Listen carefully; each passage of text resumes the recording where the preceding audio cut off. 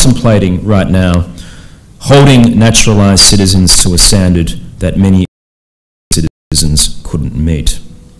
Of fathers and mothers who may have come to Australia as migrants or know English contemplate change. Yet all too often on cultural diversity, I believe we tread too cautiously. We are afraid of pushing others into discomfort. We are mindful of not causing offence to others. We see this in the way that food is used. Food is used as the dominant vehicle for interacting with cultural diversity. Now, we can all be comfortable around culinary diversity. All of us know how to relax over food and drink. I've heard many tell me that there's no better way to learn about another culture than to share a meal with someone from another culture or break bread with someone from a different country. If only a bit of hummus, souvlaki, dim sum or pho were enough to cure people of prejudice and bigotry.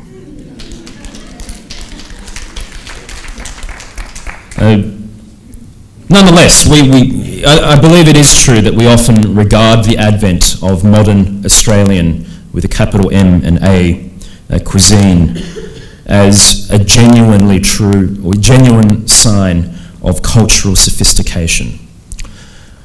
But thinking in that way can act as a convenient excuse not to engage more deeply with cultural differences.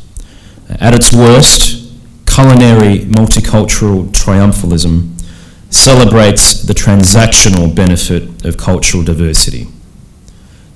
You are free to come here, you are free to give us your food, and we are glad to have it. Diversity then becomes a mere ornament of cultural life in the way that Buddha statues adorn many backyards, or in the way that Aboriginal paintings decorate many living room walls. And so it is that many come to regard diversity as something that adds to people. But this is a thing, a task, that is surely incumbent on the creative arts to pursue, for you to pursue. And it goes to the mission of the arts when they flourish, to nurture creativity, to foster exchange, to encourage understanding and respect. For those of you working for diversity in the arts, this task has become more urgent than ever. I hope that you enjoy the next 2 days of deliberations, and I look forward to hearing more about what you discuss and how you will work to strengthen diversity in Australia's arts. Thank you.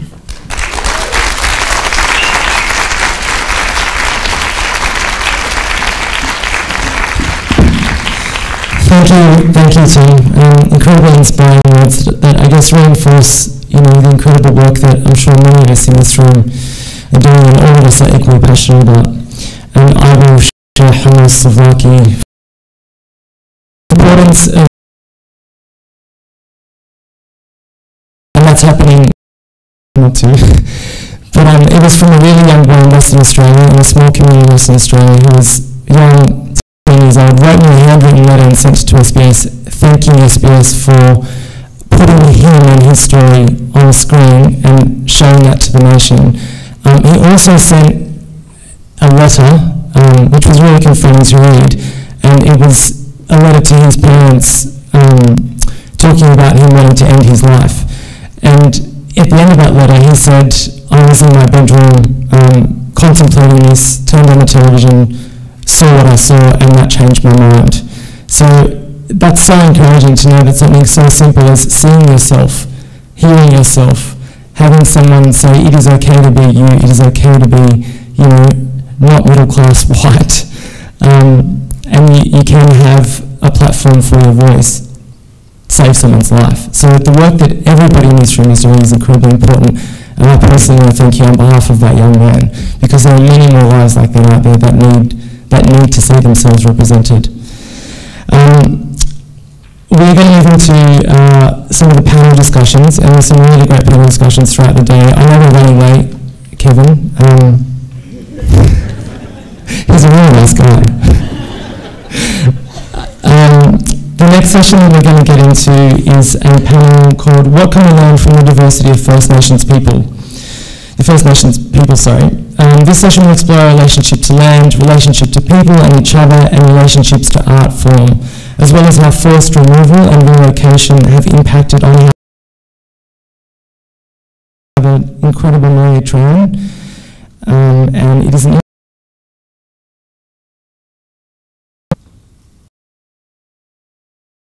artist coming from Western Sydney. It has certainly took at least a decade to get any kind of notoriety in place, and I've always painted art that's edgy commentary on social justice and environmental issues affecting Aboriginal Australia. Some of the challenges we face as Aboriginal artists are the battle against elitism and the grooming of Aboriginal artists. Aboriginal artists continually attempted to be homogenised and pigeonholed. The concept of traditional Aboriginal art is still a very loose thing. When I began painting, most of the other Koori artists that I was surrounded by were painting this style. And the general consensus was, it's Aboriginal art, making their way onto NRL jerseys, boots. If blackfellas knew about patenting a style, it would have been patented in the desert. We need to actually open the debate and the discussion about where the style of painting came from and how far it has been exploited. And one Indigenous scenario.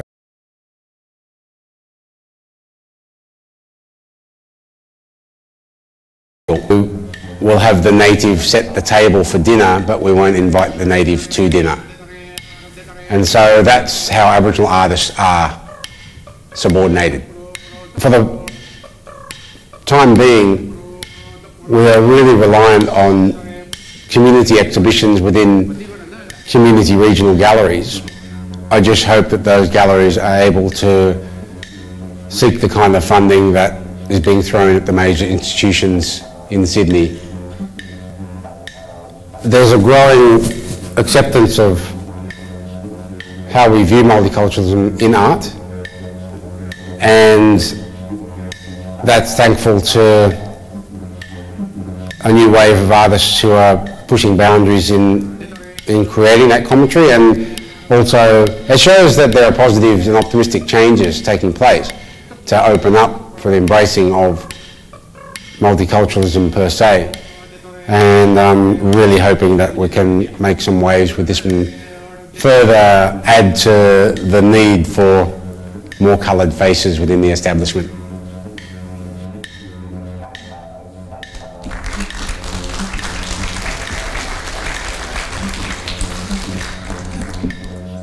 More important words and more coloured faces in the establishment. 100% agree with that.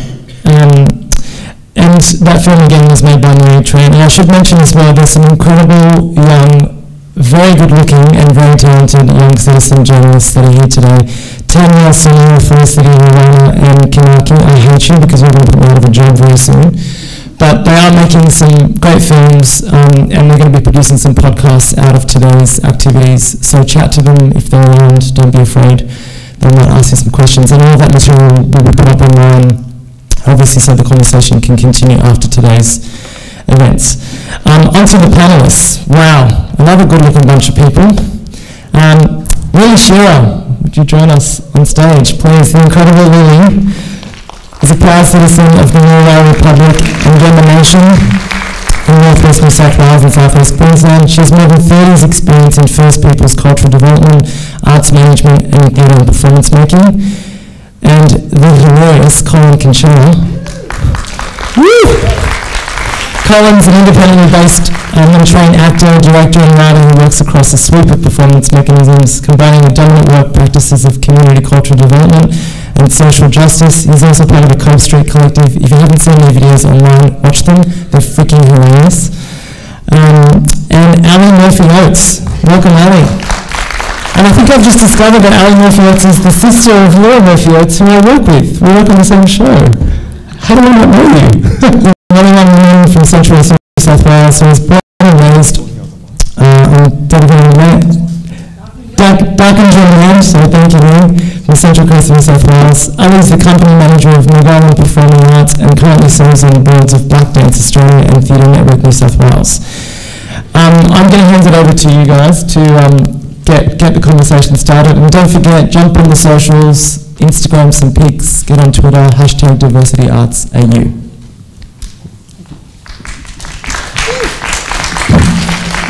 Thanks, Patrick.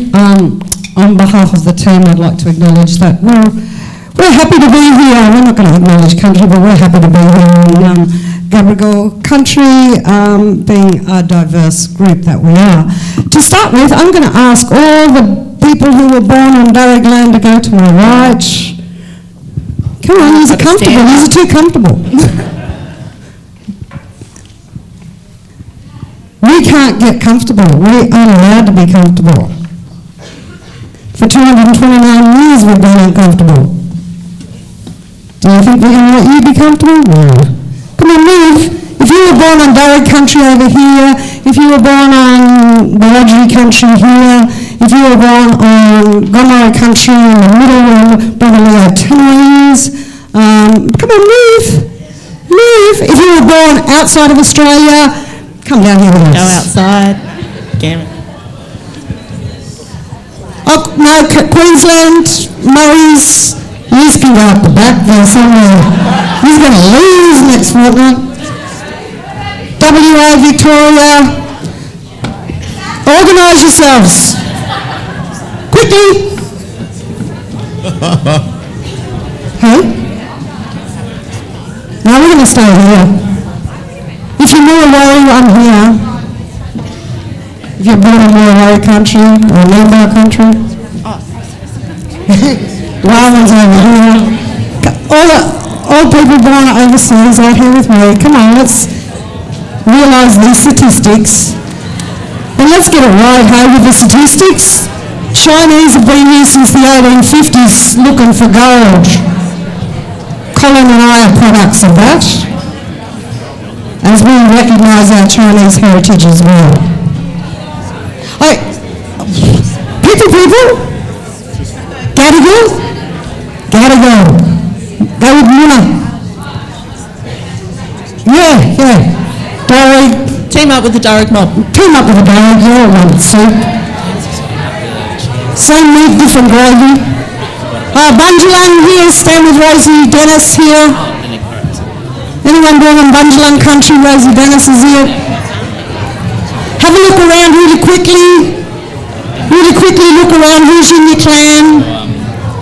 Who's in your family? Have a look around.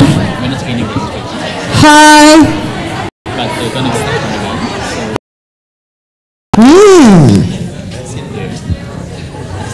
Can I remind you of all the countries? Okay, Darug and Gadigal mob are over here. Mongol, in West, anyone? In a West? They are connected. The coastal and the inland Cumberland Plain people. Great, awesome. Look who's in your family again now. There might be some same people, there might be different people. So you've moved to where you were born, where you live. Now where do you work? Whose country do you work on? If you same mob, stay there. If you work somewhere different, Blue Mountains, Gunungara, Darug mob. You want everyone to move again, Lily? Is that right? Okay, there's a car blocking the driveway. Redfern. Sorry to ruin the fun, but there's a car blocking the driveway. It's a van, YGD04K. If that's anyone's van, please move it. Thank you. Thank you. So look around, who's in your family now? Oh, Blue Mountains over here, yeah. Gunungara Darug people. Gunungara. But Gunungara, the local land council, is here in Liverpool on Darug land. Great! Look who's in your family. You know, have a think about that, because what you've played is not quite a kinship game, but a bit of a kinship game of how we as blackfellas break down our areas. So thank you, and hope you're all warmed up a bit. And mine's motivated.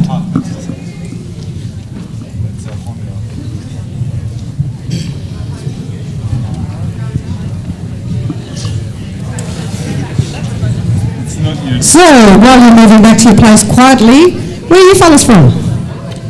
Who's your mob? Me? My name is Colin Kinchler. I'm a Gomeroi man. I come from northwest New South Wales. I was born in Tamworth. Woo! Country music capital of Australia. But now I live in Sydney, but I live in Parramatta. Cool. You're a bit of an eel. Yeah? I like eating eel, but I'm not. Oh, so it's different, isn't it? Glad it's on my clan. Yeah, same here. So where are you from, my sister? My family are Wild Mob from Central West New South Wales, Warren and Dubbo. But I was born on Darkinjung country in Gosford. Born and raised on the Central Coast, living here in Sydney now. Awesome. And we'd like to thank our Dungari brother for his little video piece, and we're sorry that he can't be with us, but it's sort of worked out that way. Thank you, Creator. Because our people, I'm Muriwari Nimba, First Republic in Australia, yeah. There's about 6 others now, and we've been supported by the United Nations as well. So, but what is interesting about the three of us, and the Warwan and the Gomeroi and the Muriwari Nimba, is that we represent 4 groups, 4 nations that built the Nungu in Barona. The what? The Nungu. Oh, yeah, that's right. So that's the fish traps in Barona. Way BC, before Cook, before the pyramids. They're older than the pyramids. And they're still active, but not really. Really overrun by reeds and, yeah. So if the land's not supporting us, then we're really not functioning either. If the land is, if the fish traps or the Nungu is not actively feeding us like it should, trap the fish, and our rivers are overrun with European carp, so our land got overrun with Europeans, and now our rivers are getting run with European carp, get it? Yeah, I'm not very funny. You try. I try. So we reflect how our land is. So if our land is unhealthy, we're unhealthy as a community. And that includes all of us. Because as you see, you work, live and born on the great Southland, this country of ours. So that's really important for us three sitting here anyway, because there was 8 nations that built the Nungu together, that didn't all speak the same language, didn't all have the same dreaming stories, or ate similar food, but 8 nations built those fish traps thousands and thousands and thousands of years ago and got on really well. And from that, had feasts, gathered for ceremony and feasts every year when the cod were running in the cold water of April, which is when we have our festival, in April. So yeah, Festival of Byamis Nungu, 13th to the 15th of April next year. Come to Warana. Doing a little plug there. So that's really important to us. Land is really important to us. Do you want to add on to that, guys? Yes, and it's integral to who we are as First Nation people and our continuing survival to exist in 21st century contemporary society, but then within that, the art sector, and we carry that with us. It's integral, and it's a holistic sort of viewpoint that we exist if the land that is our nurturer in the most strongest ways are disrupted or mined and divided, then we cannot exist as strongly and as potentially as strong as we should be. Yeah, because we belong to the land owns us, we don't own it. So that's really important. So, that's where you're from, you fellas. Kinchela. Oh, who do I know? Hello. Yeah, Colin. Who do I know? Oh, Lisa Kinchela. You related to her, Joe? Yes, indeed. She's got kids to my nephew, Denny Parker. Really? Yeah. Wow. Okay. Yeah. So we know each other. We through do. Through connections. Through connections. And country, which I wasn't aware of until I met you. That's right. And we've only just met. Well, sort of. Yeah. And what about and the Warren mob? You know, that's the to our brothers and sisters in Belmore, where I live. We don't have to say hello. We just go.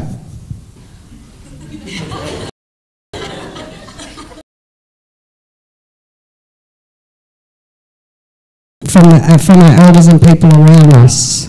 And it's the same with every culture, I'm sure. We express it. We have shared stories. We don't take a book written by a white fella and say, oh, shit, it's the 21st century. We better be culturally appropriate and put some black fellas in here because they would have been around at that time. We don't do that shit. We keep it real.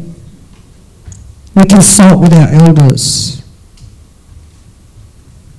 Very true.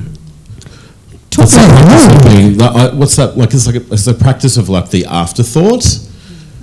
Oh yeah, we've written something, and then oh well, it may have some blackfella content, or you know, a character or something like that. If you're writing something that's factually based, or have a creative input to write something like that, and then like it's an afterthought to go and find and get permission. I think that was one of the questions as well, like how previously, in the past decades, about writing and writing about Aboriginal people and having them in your artwork, and it's not having consultation and not having even just the know-how to find or have the avenues to approach Aboriginal people or communities within the communities that we live in. And now we're breaking down those sort of, that construct and finding ways, and we're being more noticeable now within that.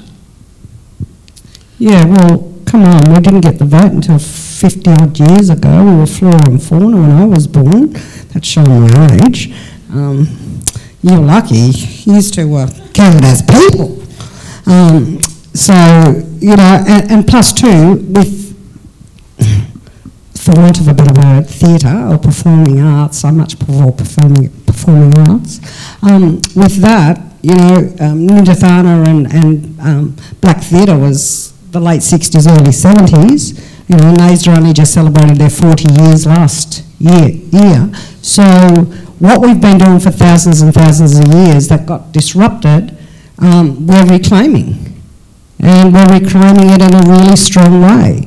There should be 8 theatre companies or performing arts companies across this country, but there's not. There's only 3, New South Wales, Victoria and Western Australia. Sure, there's Marageku, but we look at it as an intercultural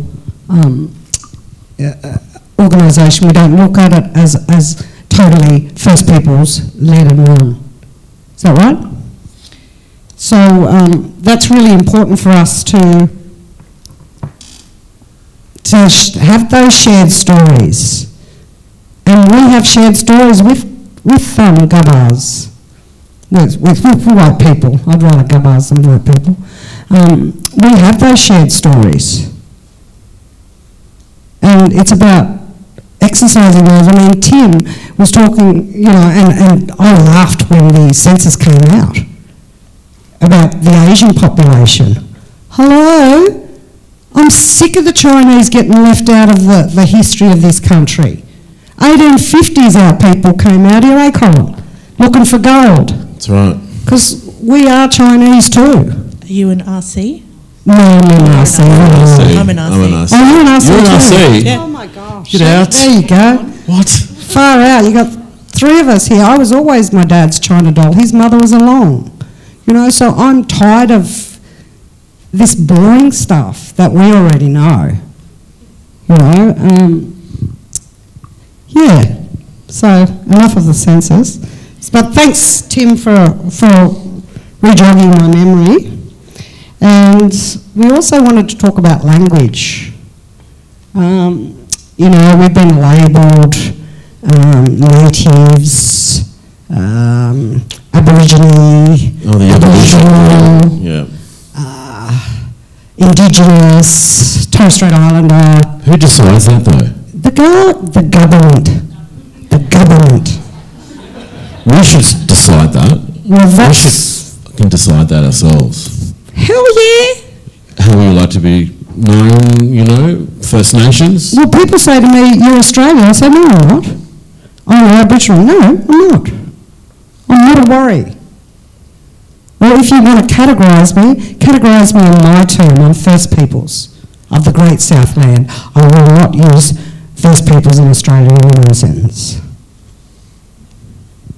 So we've been doing this work at Moogahlin for the last couple of years of actively making sure that when we speak about someone in public or the artists that we work with, or you know, in our marketing copy, that we're always talking about their language group or their tribe that they come from, or any other regional identifier that they choose to be recognised as, rather than saying Aboriginal woman Lily Shearer. It is Murrawari woman Lily Shearer. And then we've chosen the term First Peoples rather than First Nations or Aboriginal Torres Strait Islander, because we get to choose it. That's all, you know. But that sort of follows up to sort of other cultures, other First Nation cultures across the world. That term, First Peoples and First People Nation. So there's a uniformity within that, and there's a push. Is that right? That's right. Yeah, and it's in conversation with our Guzos from Aotearoa and from Turtle Island, Canada. These kind of evolving ways of how we choose to define ourselves collectively. And that's a real new sort of way of addressing it, and a collective stance. Yeah, that's brilliant. And how that Tri-Nations exchange that we are so grateful that the Australia Council implemented, how that's grown to include our brothers and sisters from the First Peoples of Taiwan and Fiji and Samoa and Tonga, and we've been having lots and lots of gatherings and conversations with our brothers and sisters from across the ditch. So I'm glad someone's laughing at me, with me. So yeah, having those conversations about the importance of our relationship with other First Peoples and First Peoples across Australia. You know, like Adam said, in my country, or in our country, we don't do dot art, no dots down here. We do cross-hatching. And if you see that beautiful tattoo that my baby boy, my baby boy's 27 this year, I still call him my baby boy. My baby boy came back from Phuket with, that he drew and had that mob create that tattoo. Oh, it's mad going on, because we Guuga people. So we're also the oldest conservationists in the world, so we don't eat Guuga. They do. They can, but I don't. So that's important in our language as well, knowing what we can and can't eat. Can't eat emu.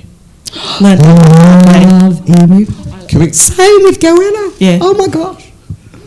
what about cultural appropriation, that elephant in the room. Can we talk about that quickly? Oh yeah, go for it, brother. You talk about what you want. Well, I don't know. Like, Yeah, go on. Talk about well, cultural there's a appropriation. history of, you know, appropriating blackfellow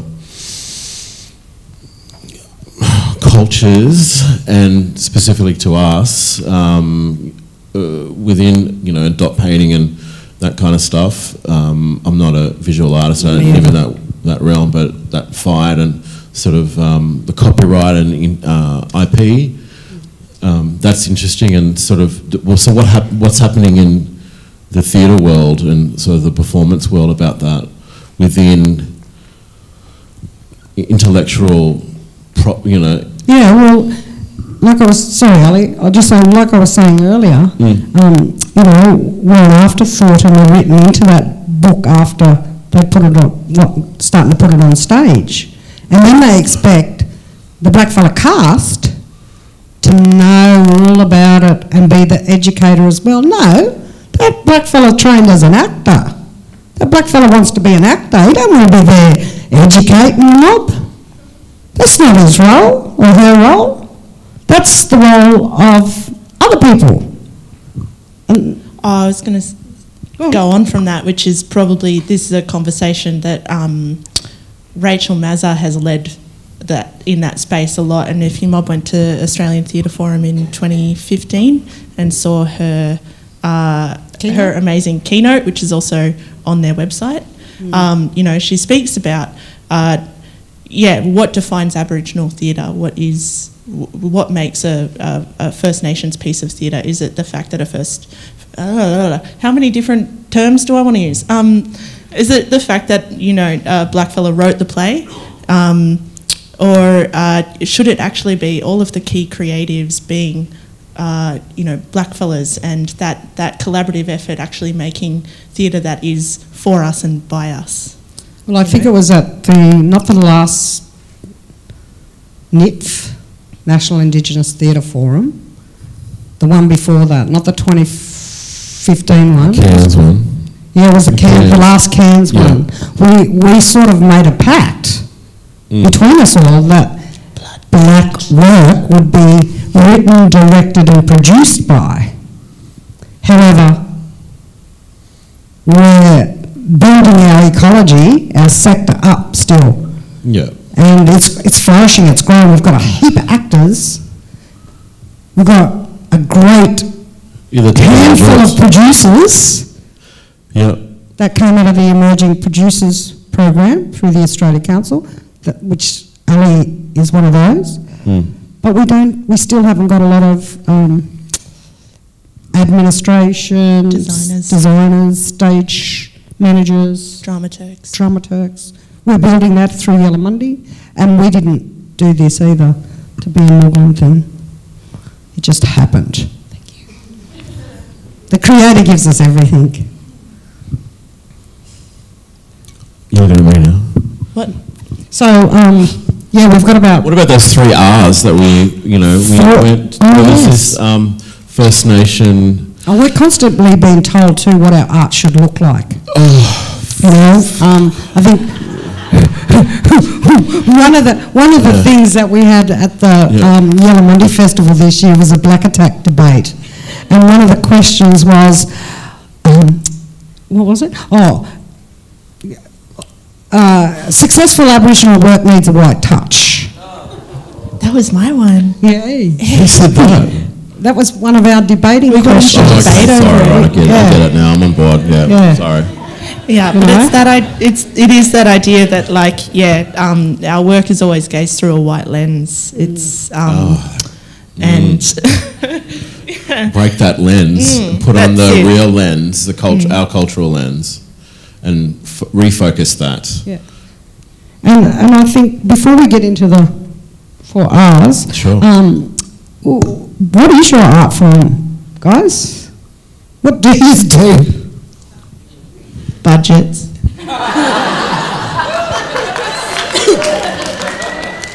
Great. So, you know that term interdisciplinary?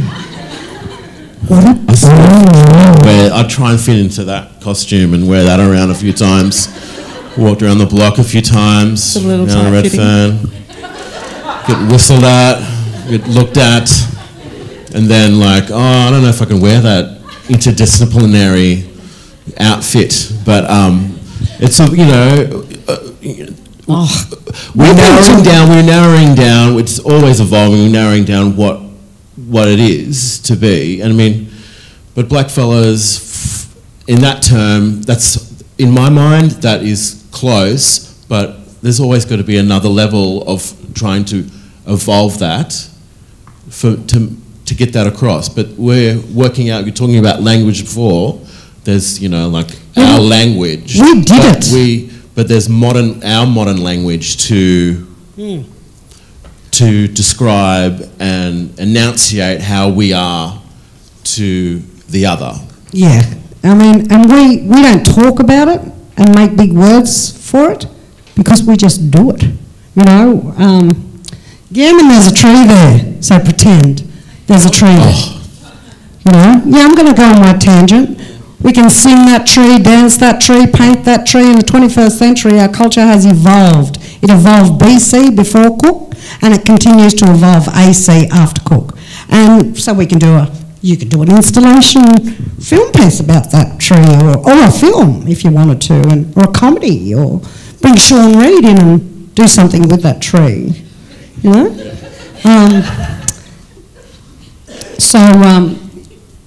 Ali, I know you do budgets, and you're a great producer in administration, a great managing director, but you do art too. What do you do? I like to weave. Oh, you're a secret silent weaver. Yeah. I've been learning Koori methods of grass weaving for the last 5 to 10 years, probably like 8 years, mostly from Ewan Mob down south. And I weave. Yeah, and it's beautiful weave. I was 3, and I was raised by my granny and grandfather first and foremost. I'm dreaming, and she interprets them different. And my granddaughter, her daughter, she does it completely different. She's got a nice little 21st century spin, born in 2010 on my father's birthday. So within that, if other diverse cultures wanting to understand that, how would we go about wanting to approach us blackfellas, to share that knowledge? I mean, some things should be shared, and then there's an empathy and strength to build upon about that. And how would they go about that? Have a yarn. Come and have a cuppa and a yarn. We like cup of teas and yarning. Some of us like coffee now. I don't, but I like my tea. And it's not a formal way of doing things? No. There's no formal, really, way of doing things. It's about, as Uncle Wes says, every Australian needs to know the stories of this country. But to tell those stories of this country, you have to learn them, and the best way to learn them is sitting with a black fella, having a yarn and a cup of tea. 2 minutes. Do you want to say anything else? Does that answer your question, Cole? Yeah, it does. Who's facilitating, me or you? Me. That's how we roll, right? Yeah, that's how we roll, my brother. Before we open it up to questions, there's one thing that we have agreed on with our within ourselves, within our tri-company, and with our multi-nations across the globe, is working in the 4 R's. Respect, responsibility first and foremost, relationships, respect, and reciprocity. So, if you want to work with us and you have those values, come along. We love working with Blacktown Arts Centre because they have those values. And I'm looking at my brother Pascal. And we learn them from our elders as well. And we're opening it up for questions. Yes, Lena Kostumas. Hello, my sister. Just just want to. I don't need that. Oh, okay. For the live streaming. I might have to whisper then. Yeah.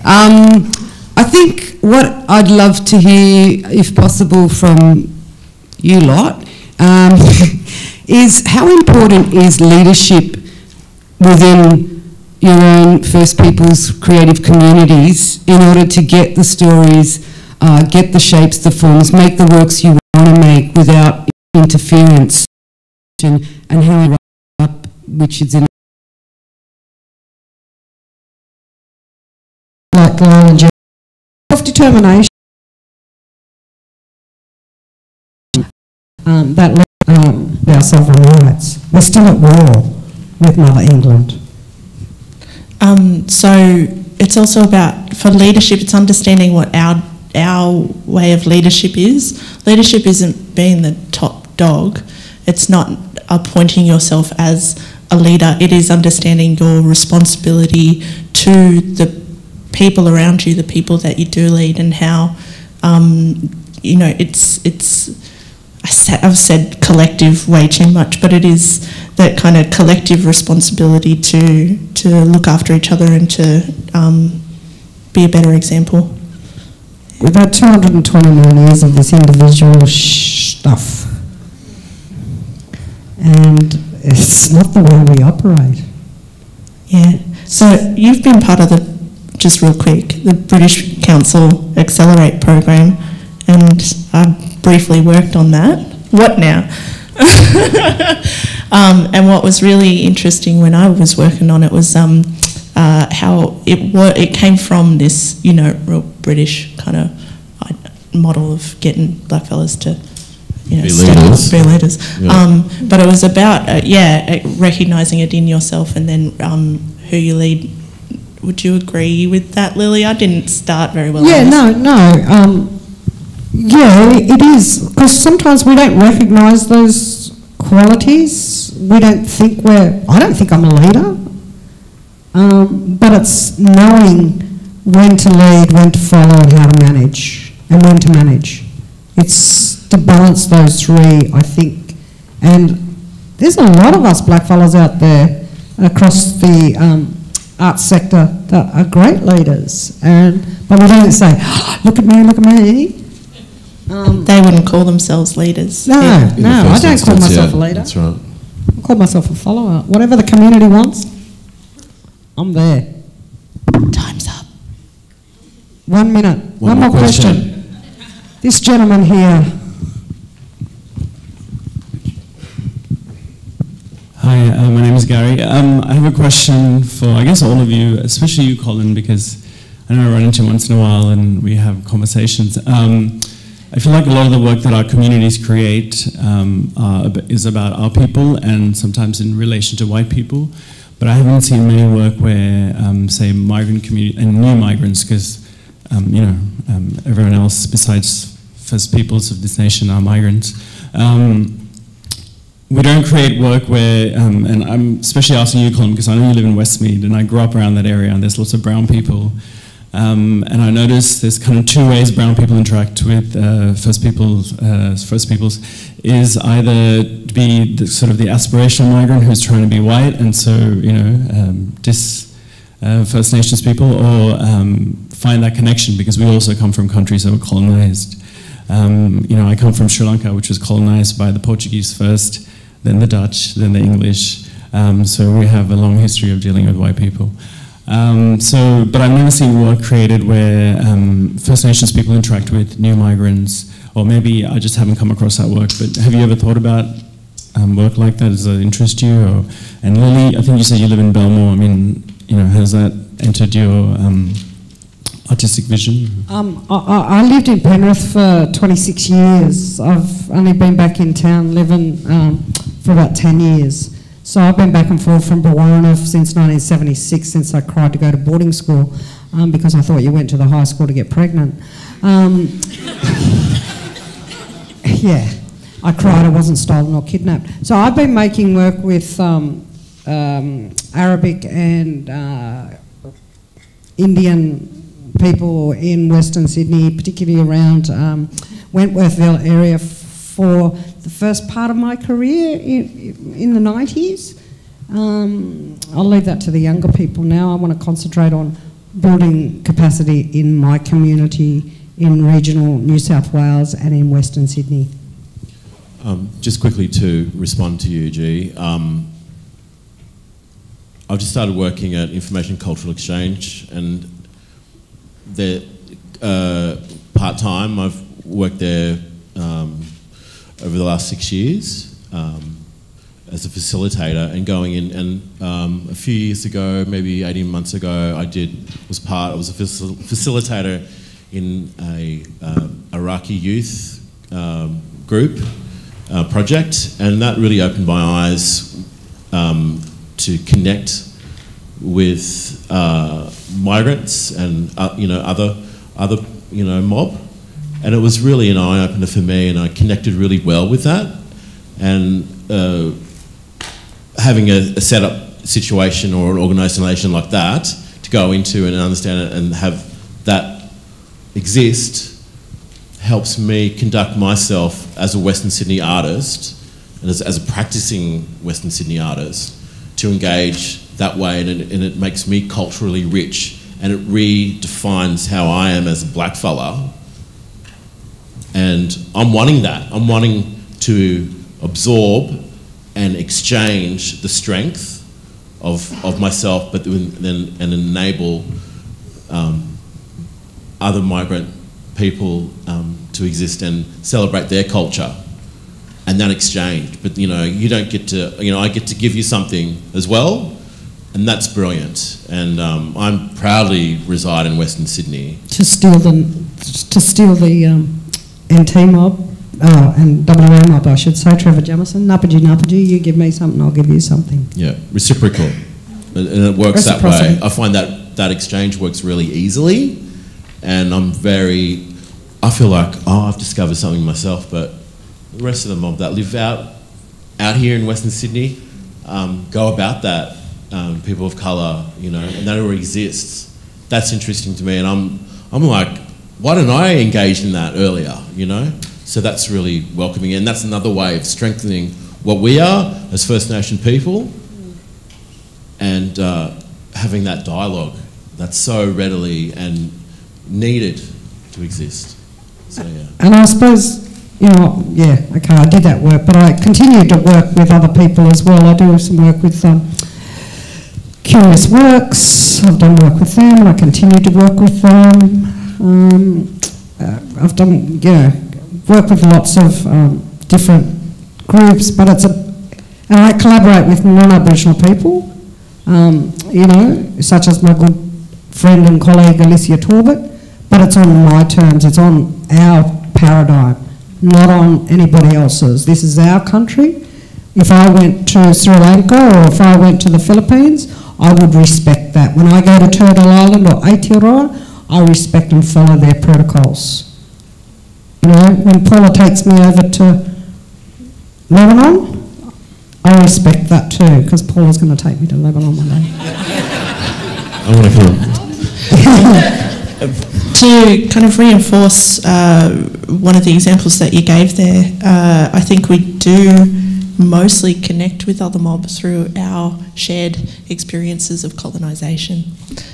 So for Mugalan, our connections are there with Aotearoa, with Māori and Pacific Islander people, and Turtle Island, Canada, with their First Nations Aboriginal people too. But there are more kind of connections being made with, say, Taiwanese, and this year for us, Ghana, which is cool.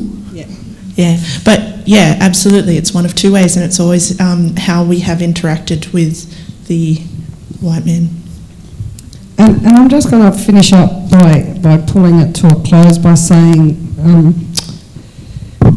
a story, a quick story from our senior elder, Mugalan. We don't have a hierarchical approach of a artistic director and down. We have circles, concentric circles, and they intermingle. But one of our senior elder who will have fire bucket here at Powerhouse on the 13th and 14th of July for the WOW Festival, WOW Children's Festival, He's 95 and he says, he says to me out of the blue one day, he says, daughter, Uncle Wesman I'm talking about, daughter, we've got nothing to worry about. Our country going to be black again. And I said, oh, how do you figure that out, Uncle? He said, well, look at all the people coming here now. They're not European, they coloured, brown people, black people, and they're marrying anything white fellows, so we're going to wipe them out now and we're going to So, and that's really exciting because when our elders have dreams of the kangaroo and emu, which are our coat of arms, which are our law, kangaroo law being female law and emu law being male law, and we sit under them as the coat of arms, when they travel backwards, then our country's in dire straits. What a beautiful way to wrap up. Hashtag Make Black Australia again. We just created a hashtag. Thank you so much, Colin, Lily and Ali. We are running way over time, so we're just going to have a really quick 5-minute break. Go to the toilet, have a drink of water and come back because there's so much more to get through. We're going to start with another video and go straight into the next panel. So yeah, 5 minutes, make it quick. I've always wanted to do this. So finally me too. No. Really good. Thank you.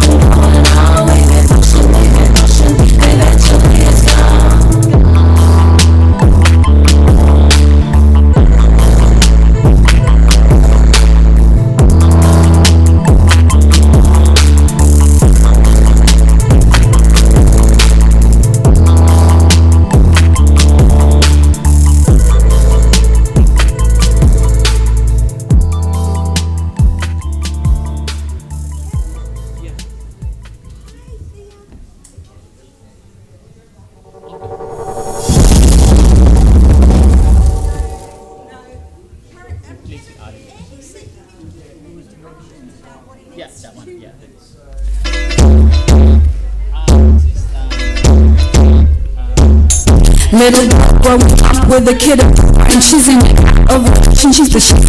Well, where's the love that you need to fill up and not your words, there's no right side and she needs you. Forget and even that, cause you've tried whatever they deserve. So please, I really love you. Girls, yeah, what? Shine like you deserve it. I said you are some girls, yeah, what? So shine your light, you deserve it.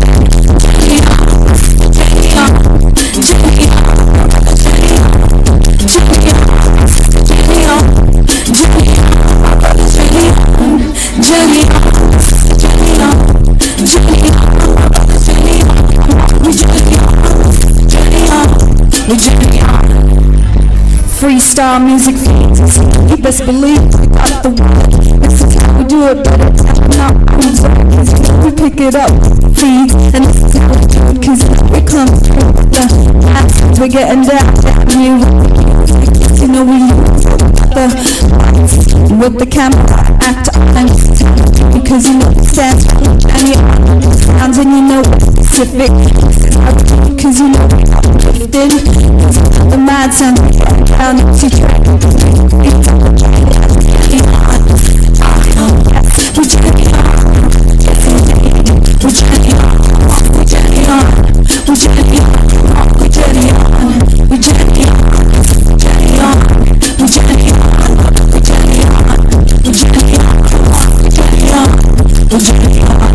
Shout outs,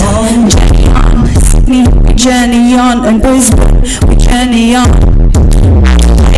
Journey on, come on, and Tasmania, yes, we journey on, come on. Brisbane, we journey on, and Melbourne, yes, we journey on. We journey on. Taurus, yes, we journey on. The sits on his new bed, traveling and saw head green. I thought he'd be back here again. From them family, cause he tried to do the right thing, look for a job. No experience, day after day, I slammed in his face. It's no one back to that place. Sit the wrong time, so many brothers is doing my time. Sit the wrong time, so many brothers is doing my time. Journey on, come on, we journey on. Journey on, come on, we journey on. Journey on, come on, we journey on. Come on, we journey on. Come on, we journey on. We journey on. Journey on, come on, we journey on. Yes, indeed. Found themselves stuck in a hard place. Just remember, we journey on. Stand strong.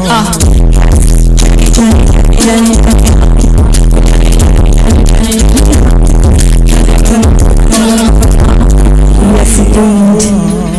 Peace.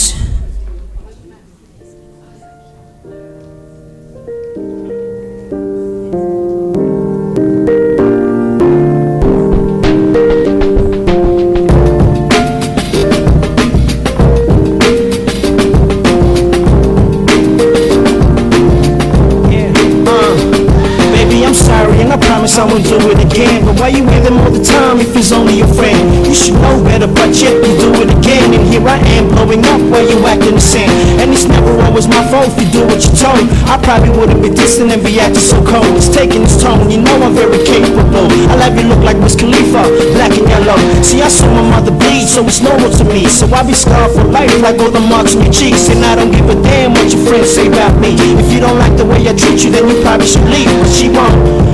No, she won't, cause she's so deep in love. No matter how many times I beat her up, she never departs. And from the start, she got an unbreakable heart. To death do us part,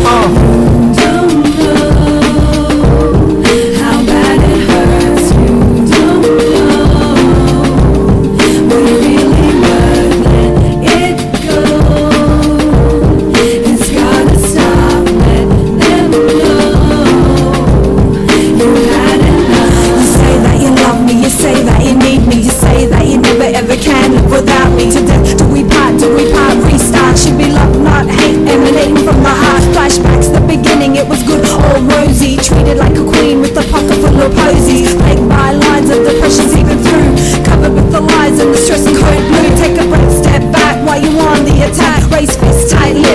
always had my back. Thought at first it was me and I was doing it wrong, but over time I realised it was you all along. So I'm sitting here thinking about the steps I should take. No one to turn to, not even my mates. And our son must be wondering why all the tears. Stepping out to the unknown, that's my number one fear.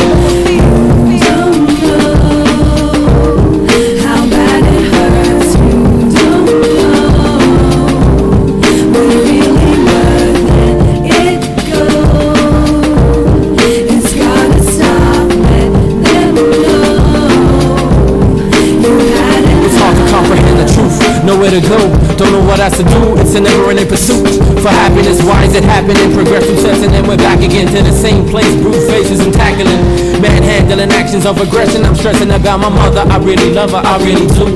But I'm the silly fool believing my father when he says it's the last time. Yeah, we're drifting apart like an apartheid. Got me running like the far side, filled with hate.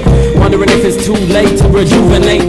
Crying and dying inside from tireless violence. Trying to hide it, but I'm getting tired, man. It gets deeper, can't sleep, I'm having visions. I'm a mother being bruised up in this prison that we're living. I wish it was different, don't wanna be distant. Please stop it, Dad.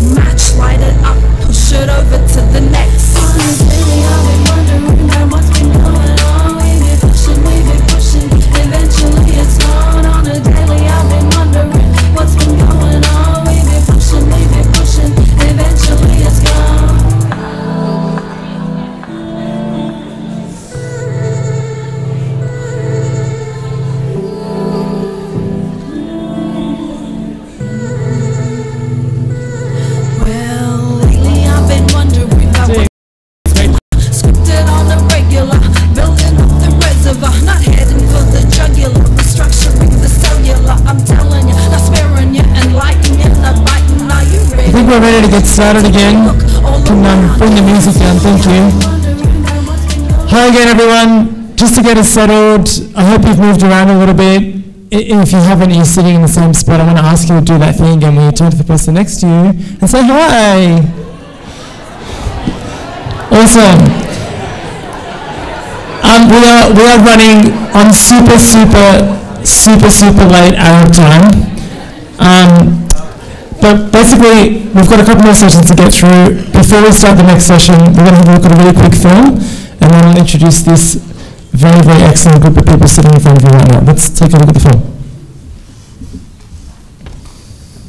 Bharatanatyam is a South Indian classical dance form, which I have trained in Chennai, India. And for the last 30 years I have been practicing this. We use different hand gestures and facial expression movements.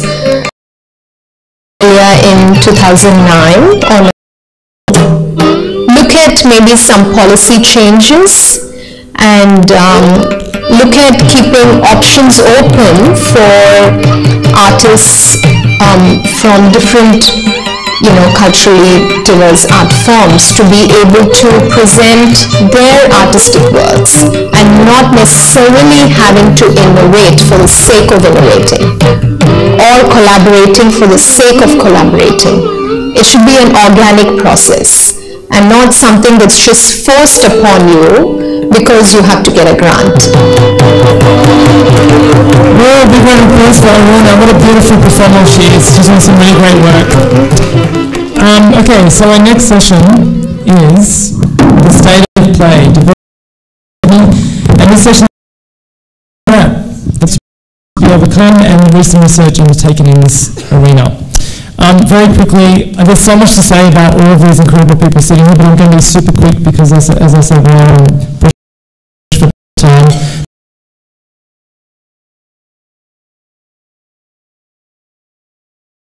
Arts and cultural law practitioner, educator, Dr. Michael from my developing opportunity practitioner as well. Lisa was BC for 13. I'll hand back to you, Paula. Thanks, Patrick. I'd like to acknowledge the traditional custodians of the land, the Cabral clan of the Darug Nation, and we'd like to pay our respects to the elders past and present, as well pay our heartfelt respects to First Peoples here today, in particular Sister Ali, Sister Lily and Brother Colin. I want to acknowledge from the outset that speaking about cultural diversity on this panel, there's a particular context. My acknowledgement is that cultural diversity preceded colonisation and thrives into today. For the purposes of this panel, we will be talking about cultural diversity in the context of immigrant and refugee communities and artists from cultures and languages other than English, for want of a better term, and we've had plenty of terms over the last 3 decades, let me tell you. I actually want to start with a declaration as well, but I want to go back a bit further from the Declaration of the Promotion and Protection of the Diversity of Cultural Expressions, which was mentioned this morning. Start with across timeless and identities of the groups and societies making up humankind as a source of knowledge, as a source of exchange, innovation and creativity. Cultural diversity is, as I was thinking about policy and having worked in cultural policy in specifically what we used to call multiculturalism in the arts years ago, and I went through my bookshelves last night and found lots of old reports that I've collected. I collect old reports around research policy reports on cultural diversity, and I found Australia Council early 90s, Arts for Multicultural Australia, and the Arab Sisters are the poster girls in this actual report. There's lots and lots of reports available. Access to excellence. This one has suffered somewhat. Multicultural Australia in the media. Countless reports and policy documents. There's no shortage in the last 30 years. And that's important to recognise. I want to actually recognise all those who have come before us. Migrant and refugee activists and advocates who've actually pushed to where we are today. And whilst today isn't a great space to be, as I think some of our conversation will go into, I want to quote a Nigerian-American writer who I thought of when I was going through all the policy. Nnedi Okorafor wrote in her novel Kabu Kabu, "It is the essence of all things to move and change and keep going forward and backward and around." And I feel that's kind of a good starting place for cultural policy. The Australia Council has a rich history of strategic engagement with the promotion of cultural diversity. I want to go first to Lisa, and just maybe can you give us a sense of the current policy landscape and mechanism at the national level. Sure, thanks, Paula. I don't know if my mic... Yep, all good. Thank you. So from a policy perspective, I suppose the point to start would be inside of Council, and many of you will be familiar with our recent reforms and our cultural engagement framework. So that framework is at the heart, I guess, of our diversity strategy, which is at the heart of our organisation, both at an organisational level, which then plays through to our various grant making and funding programs. So those of you who have engaged with Council in the last little while would know that our CEF, that framework, the cultural engagement framework, is part of what we ask our artists and organisations who we fund to tell us how they're tracking. So that's central to, I guess, us as an organisation and the organisations which we fund and support, and we've got various mechanisms, qualitative and quantitative data, that organisations are starting to share with us, and Council has a public commitment to start to report on those cultural diversity or cultural engagement framework dimensions by 2019. So thank you to everybody who has started to feed us with their information and how things are tracking, and as I say, it's both quantitative and qualitative information. So we'll now to help patient survey, I guess, overarching heading of connecting Australians, and in that we have explicitly explored and arts practice on that.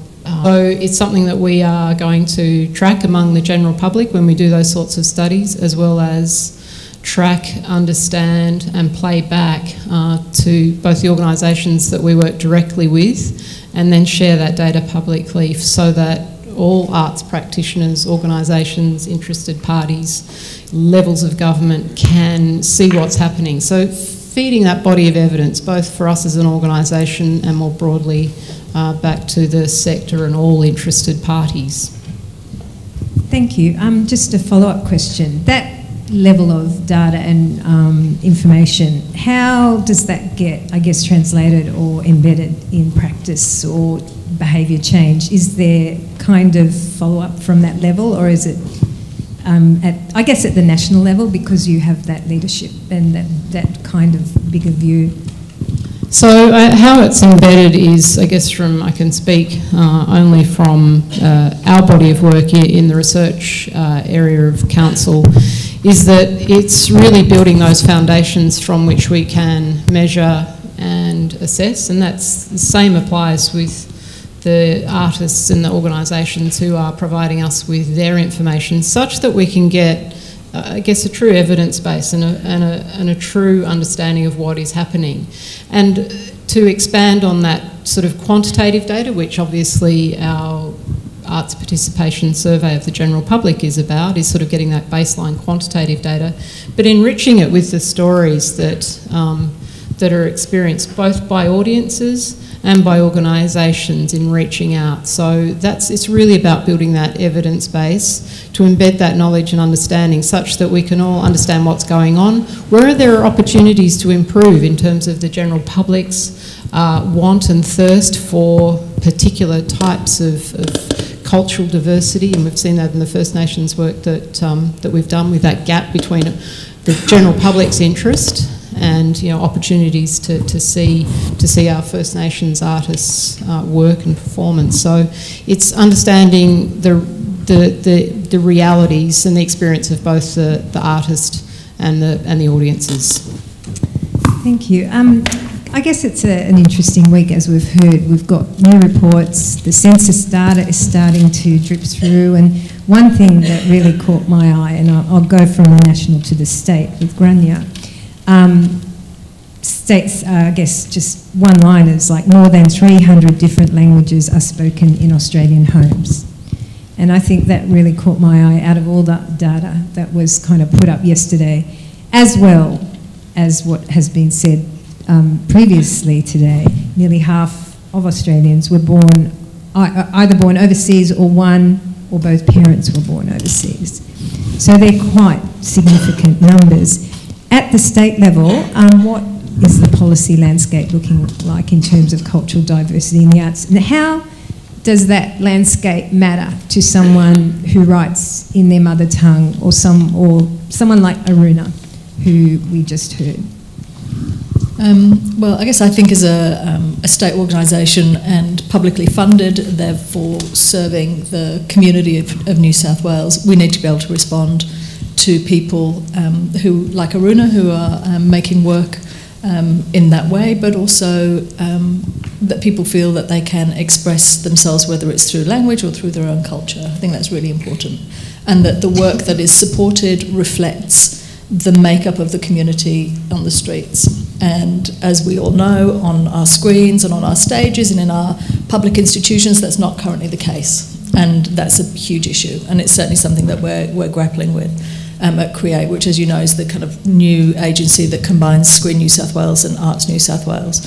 So for a number of years, Arts New South Wales has had a number of priority areas, which include culturally and linguistically diverse people and work, Aboriginal Torres Strait Islander people, people from regional New South Wales, people from Western Sydney, youth audiences, people with a disability. And Screen New South Wales has had the same issues. There's also been an added layer with the screen work, which is about gender, because there are very big gender disparities in terms of screen work. And LGBTIQ as well, in terms of practitioners and key creatives. And it's going back to what Ali and Lily were talking about this morning, with having the key creatives empowered to tell their stories and funded to tell those stories in an authentic way. And that's what we're trying to do, both for women, but LGBTIQ, people with disability, being empowered to tell their own stories.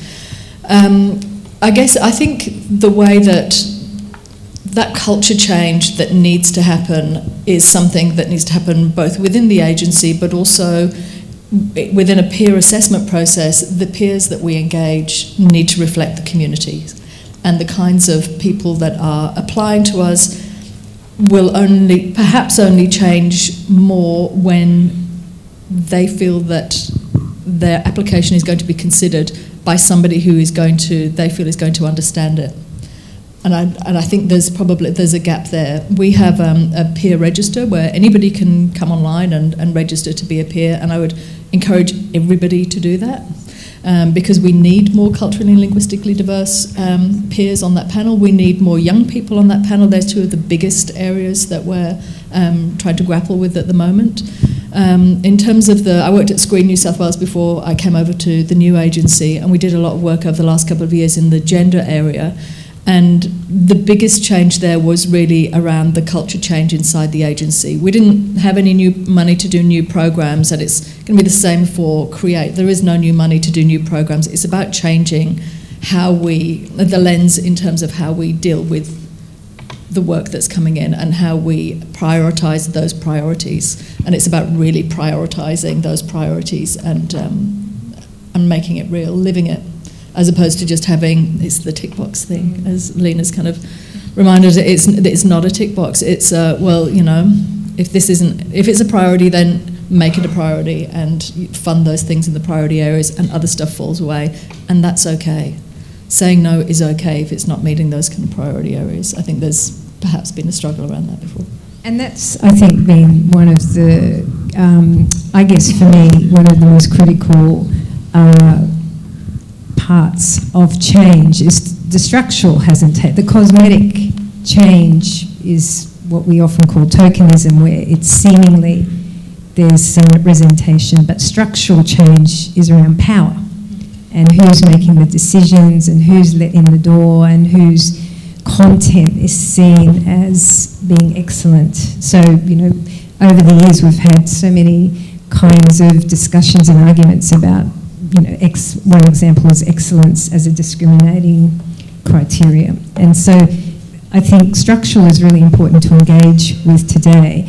I want to go from the state to the local, because Tiffany has much experience across different sectors, I suppose. But I was doing some light reading of Art Victoria's Cultural Diversity Action Plan, and I noticed there's a whole series of actions. And one of the Action 10 was about supporting development of the state's art you know, in your case perhaps local, arts and culture policy with explicit cultural diversity priorities, as we've just heard.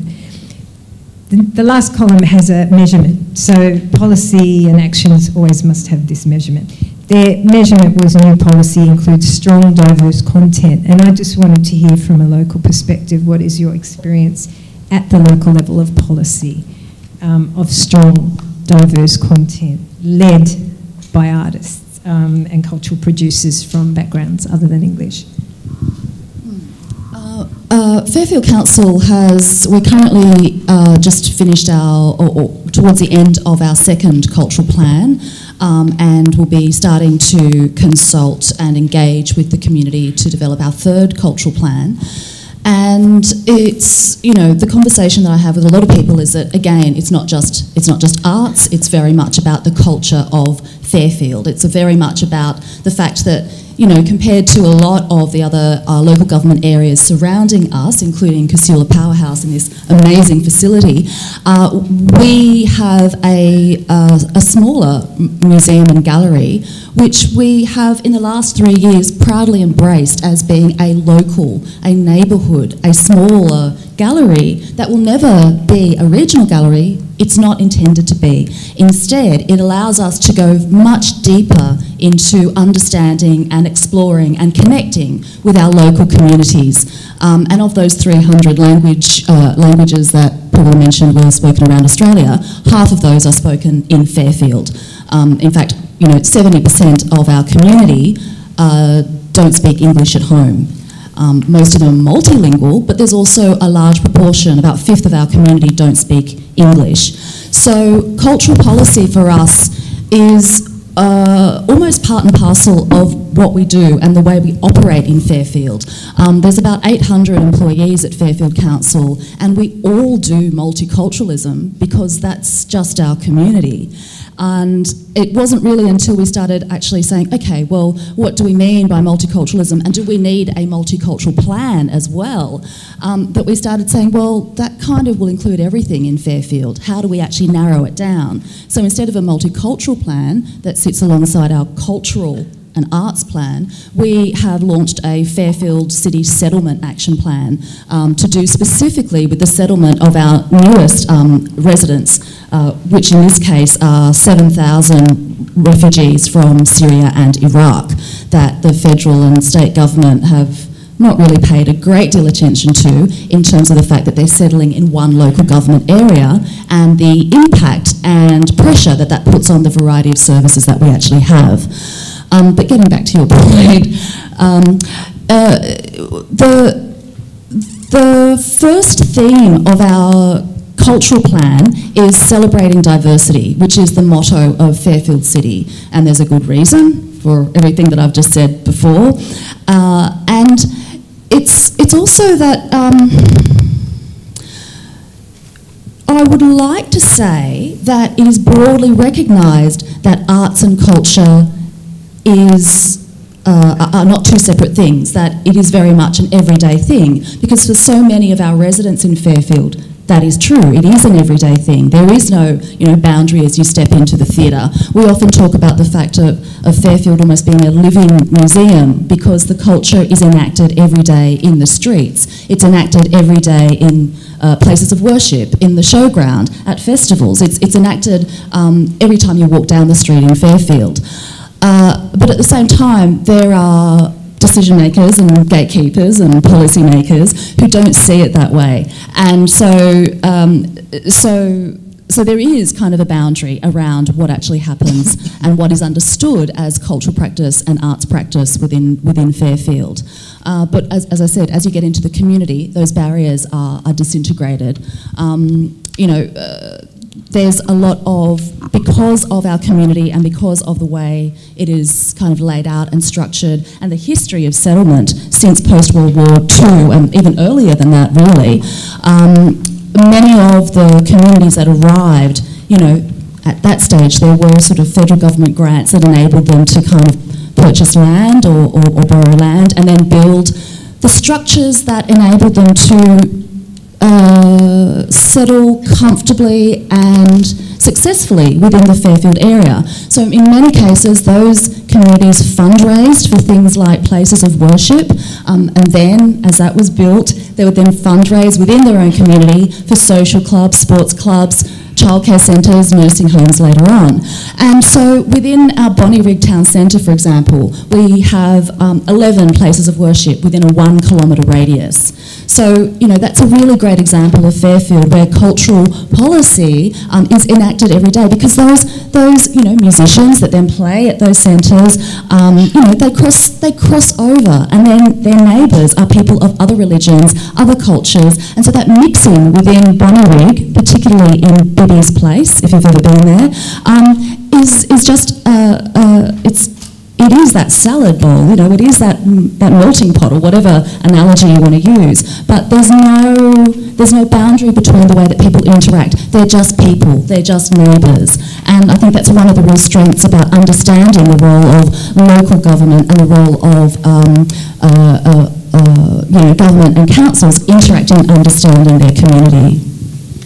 I guess picking up on that culture as a lived policy, one of the interesting points that came out of the Australian Council Connecting Australians report on participation, I want to go to Mohammed, who has worked widely in kind of literary cultures and theatre. I found it really interesting that over half of the respondents from culturally and linguistically diverse backgrounds, well, half of Australians aged 15 to 24 years engage with the arts as part of their cultural background, which I think is really important kind of shift of focus. And that's substantially more than other groups, so that's 52% more than other age groups. And the report goes on to say this reflects in part the influence of social media and younger generations having found a voice in global connections that validate and enable expression of their cultural identities. Innate technology enabling young people to communicate, create meaning and consume content across diverse contexts. Mohammed, does that kind of resonate with your trajectory as an artist? You started out. There might be some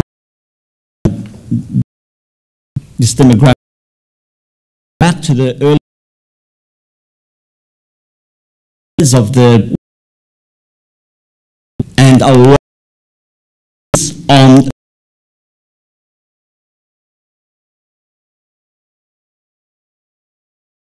exciting. If you've got more brown people but the image is still white, that means that you have a smaller percentage of people of colour in representation. So, what do you do about it? I'd like to just quickly talk about my work, my life's work, and my experiences, which have now gone on long enough that we have some statistical data and research. So when I started my work in community arts activism, it specifically focused on literature in Western Sydney, 15 years ago. I'm 31, so when I was 14. When I started, we were a multicultural arts program getting multicultural funding, so we were really specific about ticking all those boxes. Culturally and linguistically diverse, non-English speaking, if you want to debate about which is a better category, Aboriginal and Torres Strait Islander, young, Western Sydney. We were ticking those boxes. And we were a culturally inclusive program, and by that I mean we included white people in our initiatives. And so we had a program where we had about 90% people from Indigenous and non-English speaking backgrounds, and 10% people who would be identified as white. And I use the word white based on the definition provided by Gus and Haj, white nation, fantasy position of cultural dominance born out of the history of European expansion. So don't call me a reverse racist, I've done my research. But the point is, 10% of the participants over 10 years were white. Now, 10 years later, when we look at the data, when we look at the reports, the budgets, 90% of the money, the book deals, the accolades, the gigs went to that 10% of white people. So there is a very clear systemic problem that we can now identify. What did we do about it? What did Sweatshop do about it? We said we have to close the door. We have to have a self-determined affirmative action program. And so, as a result of that, I just want to quickly point out that I've been called a reverse racist. I've been called jealous.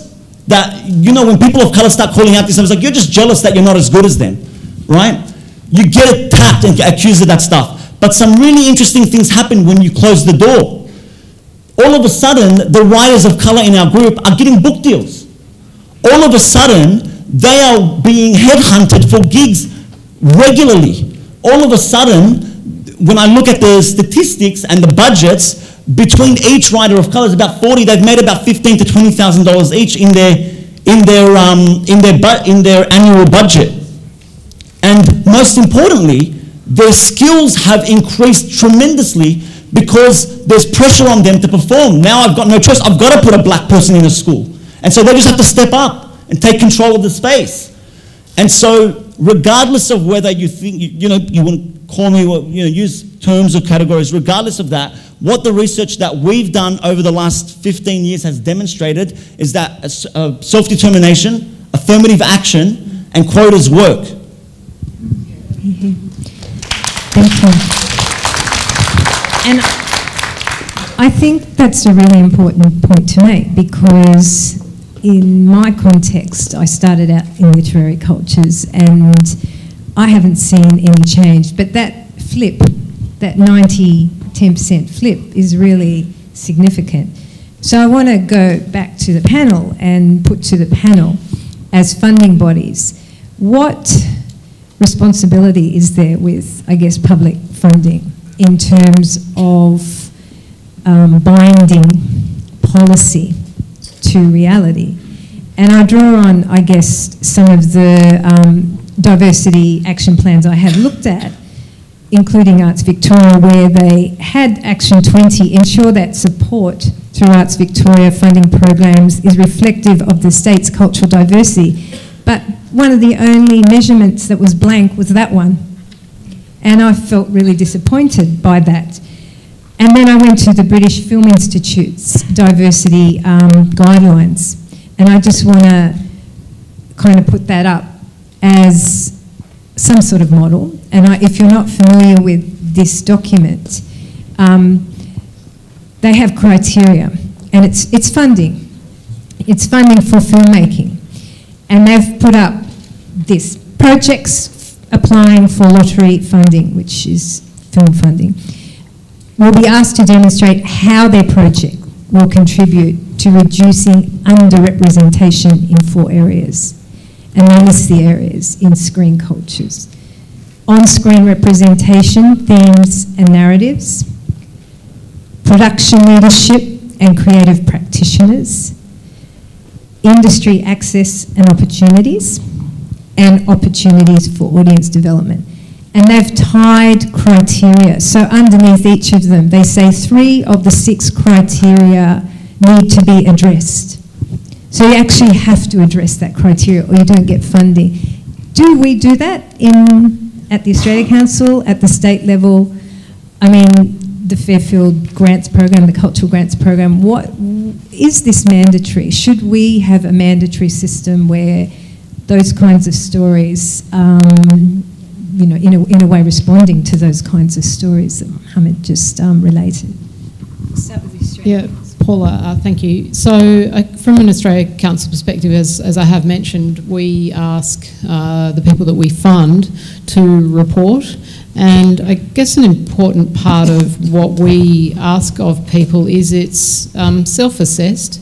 So we try and get away from that sort of notion of ticking boxes. So it's a self-assessment of the diversity. And obviously we do provide some prompting around the categories that we're interested in, from employment, from artistic direction, from the nature of the programs and the audiences that the organisations or artists are trying to reach. But it really is, I guess, our emphasis under, following the reforms of council have been around self-reporting and self-assessment by people, with some, guidance or overarching broad framework that they're reporting into. So it is much more something that we've tried to put the emphasis not on council counting and reporting things and sort of having notions of targets, but about, well, what is happening out there? And through that notion of, as I said earlier, with the cultural engagement framework being central to, to council and the organisations that we fund, by asking people around the organisations that we fund about how they are performing on these on these various dimensions of cultural diversity, it hopefully makes people think about it, because it's important to council. It's an important part of our assessment of how things are tracking and our building of evidence base of what is being made for what audiences. It makes people, our experience with these things is it makes people and organisations think about what they're doing. Our funding bodies are asking about these things. It is therefore important, and it makes organisations and artists think about the work that they are making and the audiences they are seeking to reach and are actually reaching. So it's putting the onus back on the artists, the audiences, and us monitoring and measuring and tracking and feeding back that information. I guess I'll go to the state, but my sense of that is that everyone's kind of thinks about it, but no one ever does it.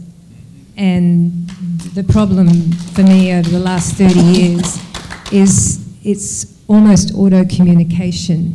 And I guess what a lot of activists and cultural advocates want to see is funding bodies having more teeth. Yep. If it's a cultural engagement framework, that should be a priority, and all organisations, if these census figures, we like Mohammed said, we know these figures, they're not new to us, but as we know stats in this context, you need evidence-based.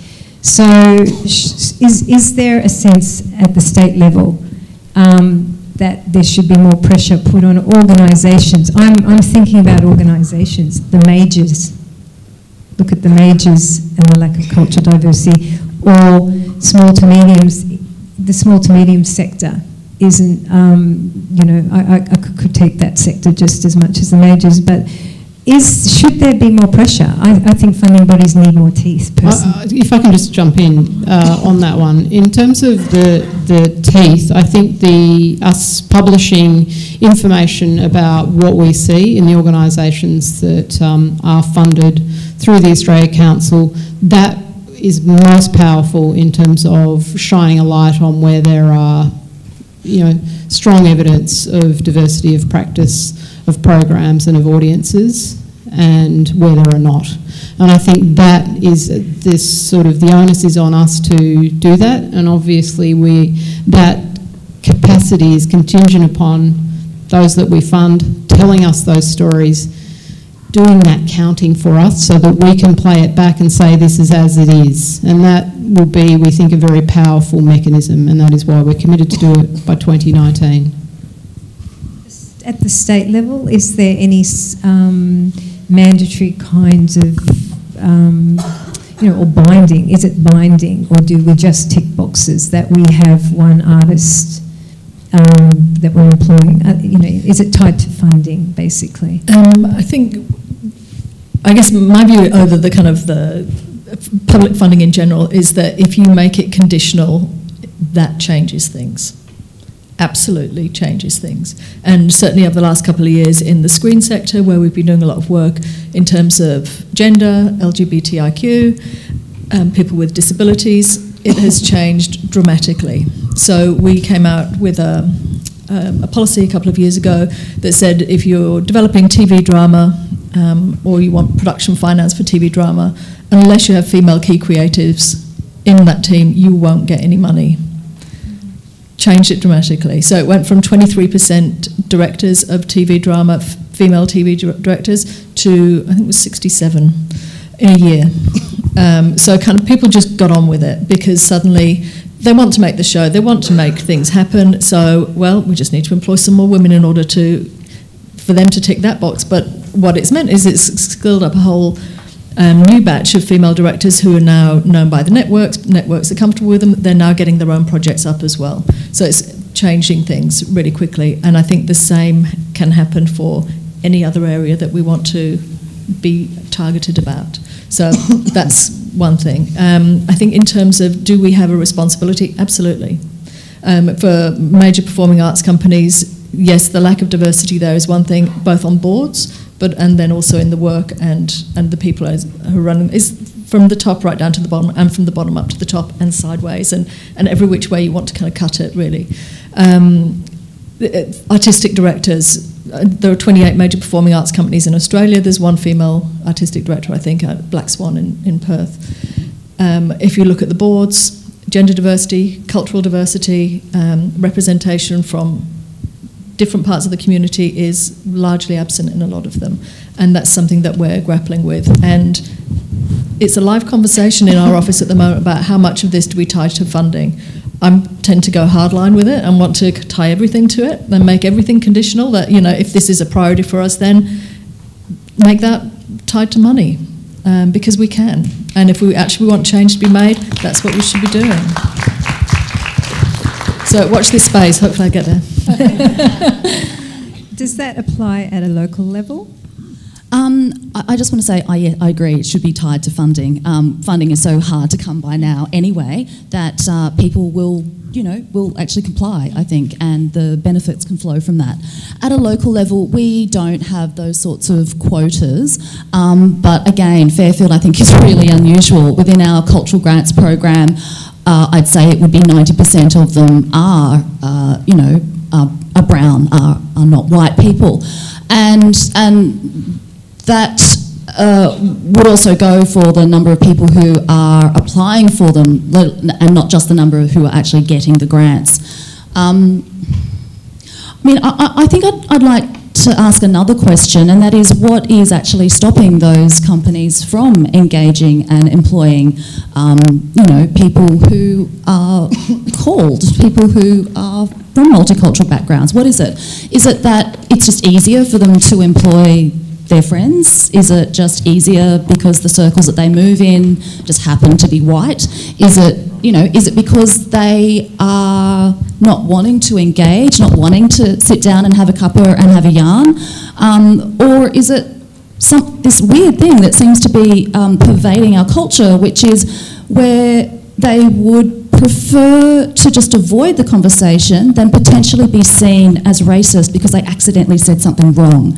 And I think that, maybe we need to move beyond that so that the discussion can open up, so that yes, some people are going to say really stupid things, but then we can say stupid things back to them, and hopefully the conversation will continue. When there's so much fear that's actually blocking that engagement in the first place, we're never really going to move beyond where we've been for the last 30 years. So we need to have those conversations, and we need to allow for certain mistakes or slip-ups, but then find the language to actually, reconnect with that person who's offended you, reconnect with that person who has grown up on the North Shore and perhaps actually doesn't know how to engage with someone who didn't go to a private school. So I guess going back, Mohammed, we talk about participation in culture. That kind of implies there's this level playing field, there's equality of both cultures and recipients of culture. But as we know, there's many obstacles, and obstacles may also not just be about access, I guess, and participation, but also relating to inclusion as a significant presence in art and culture and in the use of symbolic power. I found this quote and it made me think about what we're talking today, and I want to put this quote to Mohammed for your response. It's from Creighton Kelly, early 90s, who said, "Because cultural diversity and multiculturalism uses the rhetoric of inclusion, it cannot properly address the politics of exclusion." And I kind of just want to get your response to that. Look, firstly, I've got to say, I've noticed that there's quite a difference in my tone compared to everyone else's tone. I should just let you know, I'm not angry. I'm just a leb. Actually, your book ended by 2 lebs here.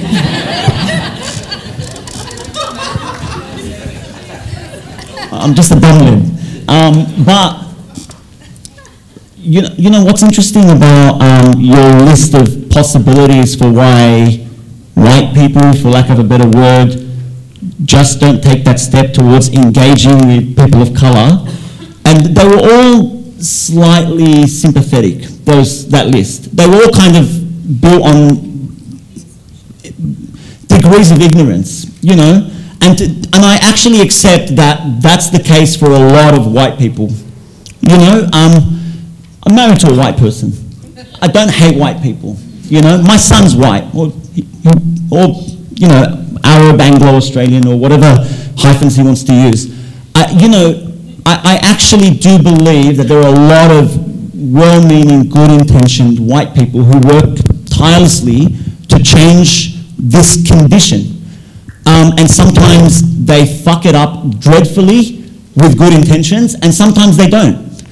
But you know, just one interesting statistic I want to give from the United States, which I think can correlate to how we understand the distribution of power between white people and people of colour in Australia. In the United States, there's this huge problem with whitewashing histories in Hollywood cinema at the moment. So you see, you know, Japanese anime films being turned into Hollywood films, and they'll cast Scarlett Johansson as the lead, or they'll go and make a biblical film, and you know, 2 white men will play Moses and Ramesses, even though they were brown men who probably looked like Bin Laden, or you know, they'll cast Russell Crowe as Noah, for example. And so there is this very long history of whitewashing, and the classic argument, the old argument about that, is that we're businesses. This is what the film studios have argued. We're businesses. What matters in the end is us making money. And so if Russell Crowe's going to bring in the bucks, we're going to have to do it. We're really sorry that offends your race politics. And that's gone on for a long time. But what happened in the last couple of years is there's been a shift in the United States and around the world where people have just stopped responding to that stuff. They just don't like watching films anymore where Jesus is a white guy. And so they've started boycotting those movies, protesting against them, not going to watch them. And you can see, when I talk about the statistics, you can see the figures for those films have, in terms of how much they're grossing, how much money they're making, have decreased dramatically. But this is what's interesting. It's still happening. It keeps happening. Even though now the film studios, which are primarily run by white men, are not making the money that they're expecting to make, they keep whitewashing the history of blackness. And so this is the scariest realization I had last year when I was looking at those figures. Maybe it's not about money. Maybe you just hate us. And you'd rather, this is the strongest point I can make, you'd rather just see the world burn than share the world with people of colour. And that is a very real scenario for a lot of people who are part of this white supremacist condition.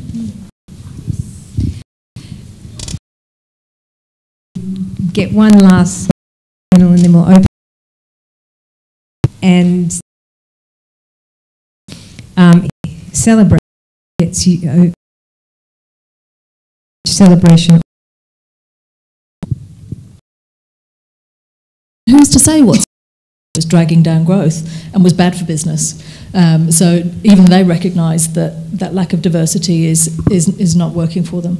I think in terms of what are we fighting for, I think until, given the sector that we're in, that the arts sector, but also what we see on screen reflects the people we see on our streets, we've got to keep going. It's not a done job. What we're settling for is I hope we're not settling, actually. I hope it does keep going until there is a really true reflection, and that people feel that they can both see themselves, but that there's a place for them and their culture, their art form within the canon of Australian art.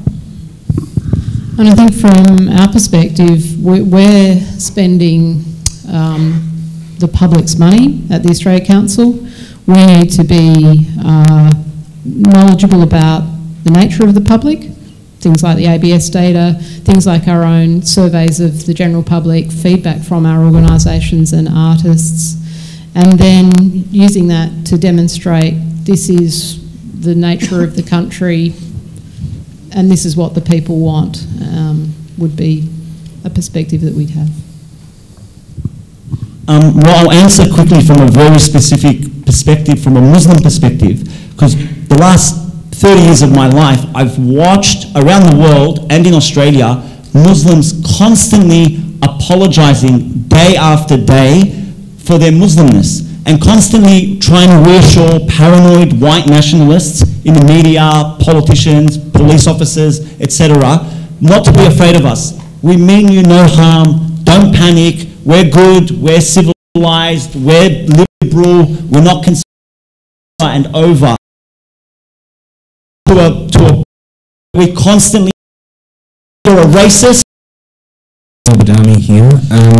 Look, I was just interested in what Lisa, and is it Grania. Sorry, I'm not very good with ethnic names. Joke. Look, the thing is, Grania, is that you know, the media is controlled by white people.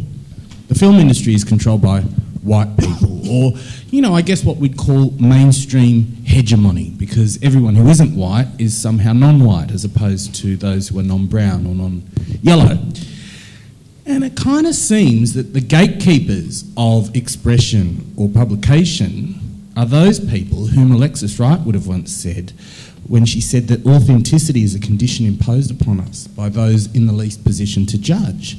That even in the government arts sector, whether it's AUSCO or state funding bodies, that it's equally as white. I mean, looking at the AUSCO board, there's Kwado, who's of Asian heritage, there's an Indigenous board member, and Rebecca Weissart.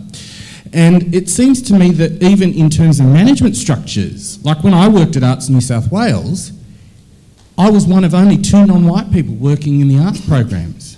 The ABC diversity officer is white, and they're so committed to diversity in principle, they gave Tom Switzer 2 shows. So how can you truly engender change and reflect the diversity you so rightly point out is on our streets, all around us, and how can it not be a box-ticking exercise when for those of us whose experience and lives and culture are not a set of qualifications or criteria, may not always be able to fulfil the kind of structural framework that has generally been formulated without any consultation with us in the first place?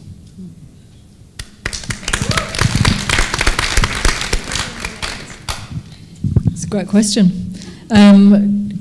It's something that, I guess, in terms of, split it up into a couple of things, in terms of the, I guess, the makeup of the staff and the management structure within government. Well, I could speak to kind of Create because that's where I work. Is gone through a big reform. Also, are doing a lot of external consultation action plan. We next thing, but next year.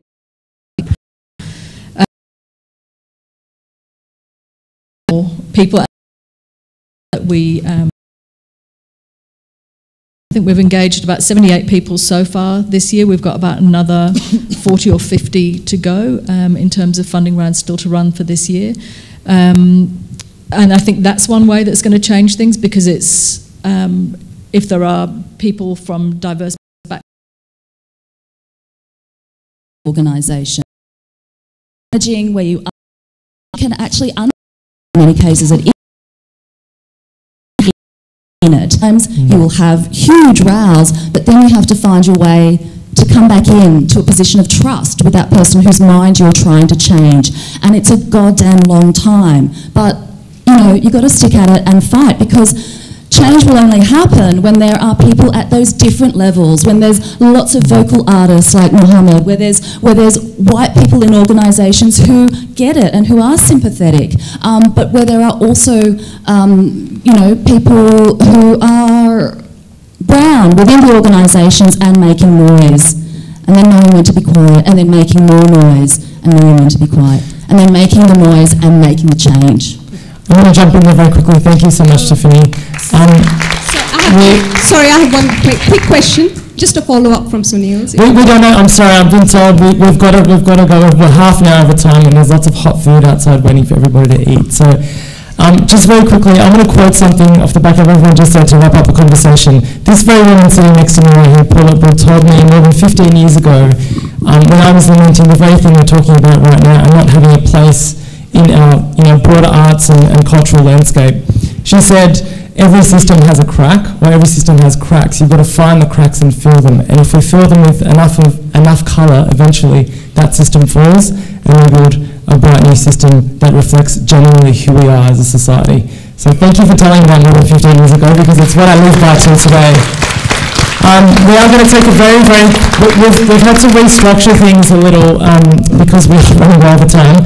We've got some incredible films to watch, which we were supposed to do right now, but what we're going to do is, because there's more than 100 people that have turned up to watch these films and the launch of the films, we're going to go outside, have some food. Please be back in here by 1 o'clock, like literally before 1 o'clock, so we can launch these incredible films and celebrate more excellent filmmaking from Western Sydney. Thanks.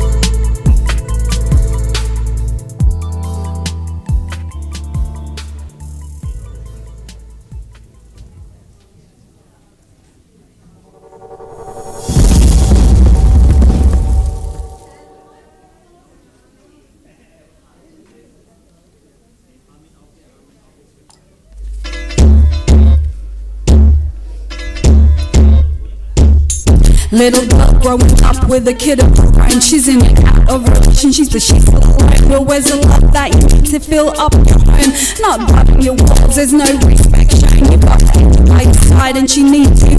Forget those out of prison, leave her there through. Cause you've tried all the remember they deserve you. So please listen to the ones that really love you. Cause you are so much fun, girls, you're worth it. Shine your light, be alright, you deserve it. I said you are so much fun, girls, you're worth it. So shine your light, be alright, you deserve it. Jenny on, sister Jenny on, Jenny on, my brother Jenny on, Jenny on, sister Jenny on, Jenny on, my brother Jenny on, Jenny on, sister Jenny on, Jenny on, my brother Jenny on. Come on, we Jenny on, Jenny on, we Jenny on. Freestyle music feeds, you best believe we got the word. This is how we do it, but it's happening up on Zerk. Cause you know we pick it up with the feeds, and this is how we do it. Cause you know we come through with the accents. We're getting down here with the music. Cause you know we use it with the lights, with the camera, act on, and this is how we do it. Cause you know it stands for the journey on with the sounds, and you know it's specific. This is how we do it, cause you know we uplifting. Cause we got the mad sounds, we getting down. She trained with the music beats on the train. We Jenny on, yes, we Jenny on, yes indeed. We Jenny on, come on, we Jenny on, we Jenny on, come on, we Jenny on, we Jenny on, Jenny on, we Jenny on, we Jenny on, we Jenny on, come on, we Jenny on, we Jenny on. Shout outs, Jenny on, Sydney, we Jenny on, and Brisbane, we Jenny on. Jenny on, come on, and Tasmania, yes, we Jenny on, come on. Brisbane, we Jenny on, and Melbourne, yes, we Jenny on. Alice Springs, yes, we Jenny on. Tara Strait, yes, we Jenny on. Verse 3, he walks into his room, sits on his new bed, he ain't from traveling, and the sore head greens on. Never thought he'd be back here again, knocked down from them family, and he tried to do the right thing, looked for a job, no experience. Day after day, that door slammed in his face. Is it the one that he returned back to that place? In the wrong place at the wrong time. Too many brothers and sisters doing right time. In the wrong place at the wrong time. Too many brothers and sisters doing right time. We Jenny on, we Jenny on, come on, we Jenny on, Jenny on, come on, we Jenny on, we Jenny on, come on, we Jenny on, come on, we Jenny on.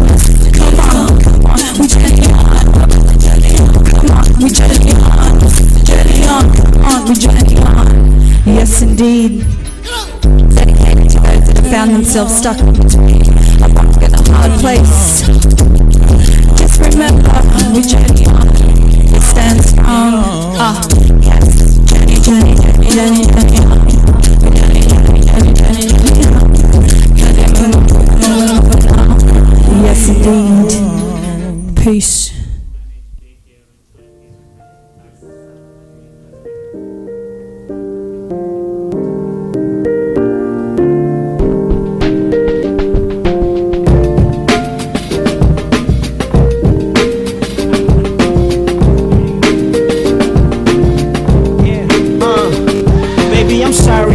I won't do it again. But why you with him all the time if he's only your friend? You should know better, but yet you do it again. And here I am blowing up while you acting the same. And it's never always my fault if you do what you're told. I probably wouldn't be distant and reacting so cold. It's taking its tone, you know I'm very capable. I'll have you look like Wiz Khalifa, black and yellow. See, I saw my mother bleed, so it's normal to me. So I be scarred for life like all the marks on your cheeks. And I don't give a damn what your friends say about me. If you don't like the way I treat you, then you probably should leave. But she won't.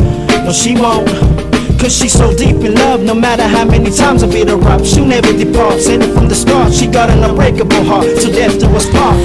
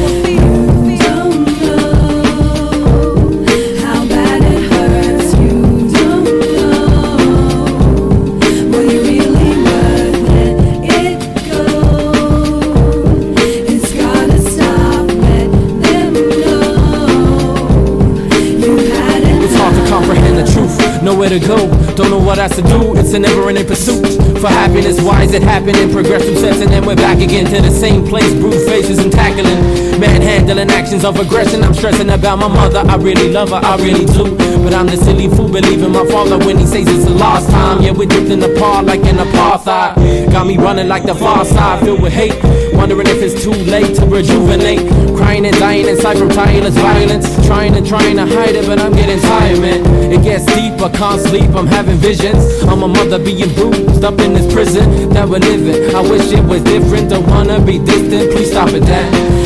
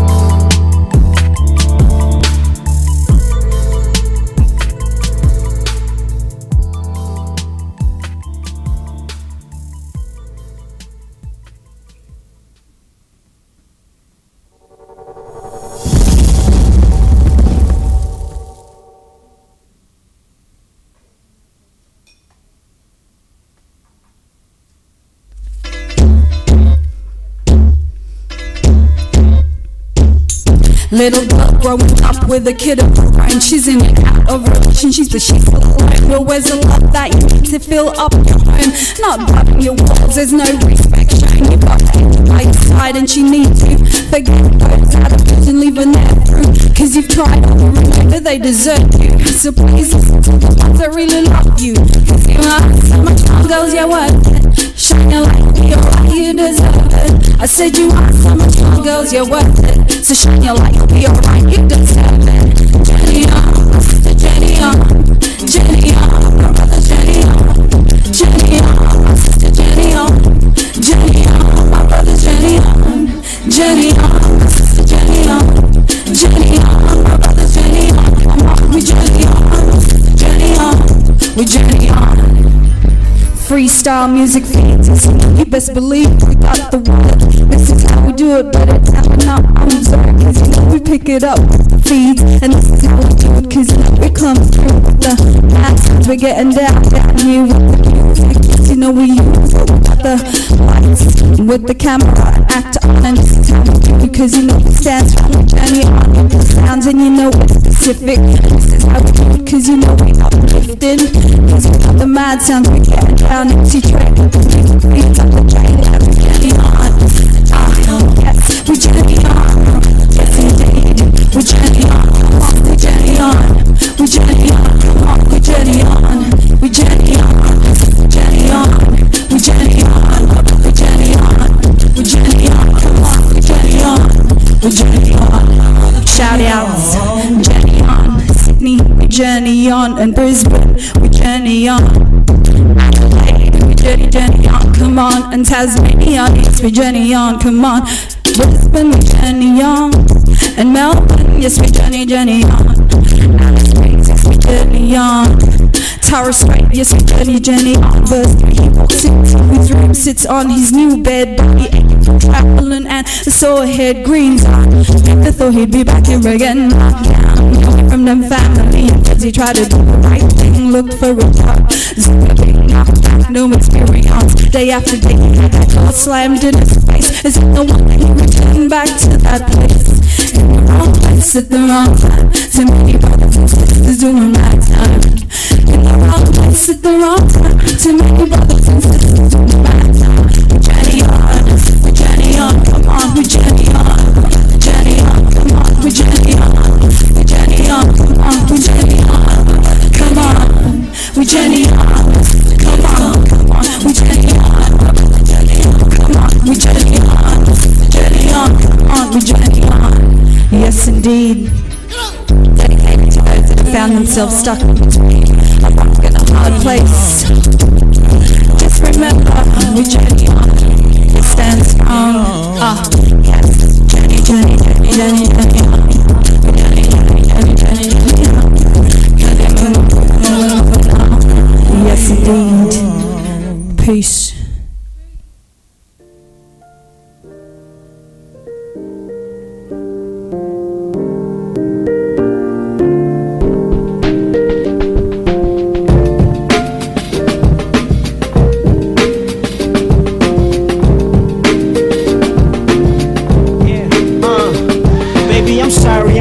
I won't do it again. But why you with him all the time if he's only your friend? You should know better, but yet you do it again. And here I am blowing up while you acting the same. And it's never always my fault if you do what you're told. I probably wouldn't be distant and be acting so cold. It's taking its tone, you know I'm very capable. I'll have you look like Wiz Khalifa, black and yellow. See, I saw my mother bleed, so it's normal to me. So I be scarred for life like all the marks on your cheeks. And I don't give a damn what your friends say about me. If you don't like the way I treat you, then you probably should leave. But she won't.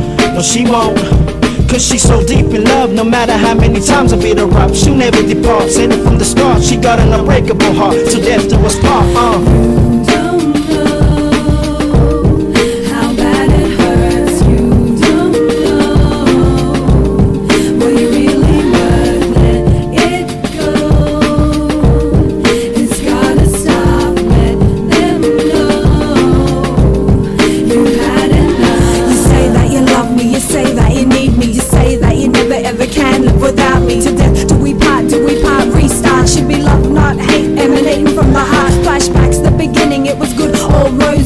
like a queen with a pocket full of posies, plagued by lines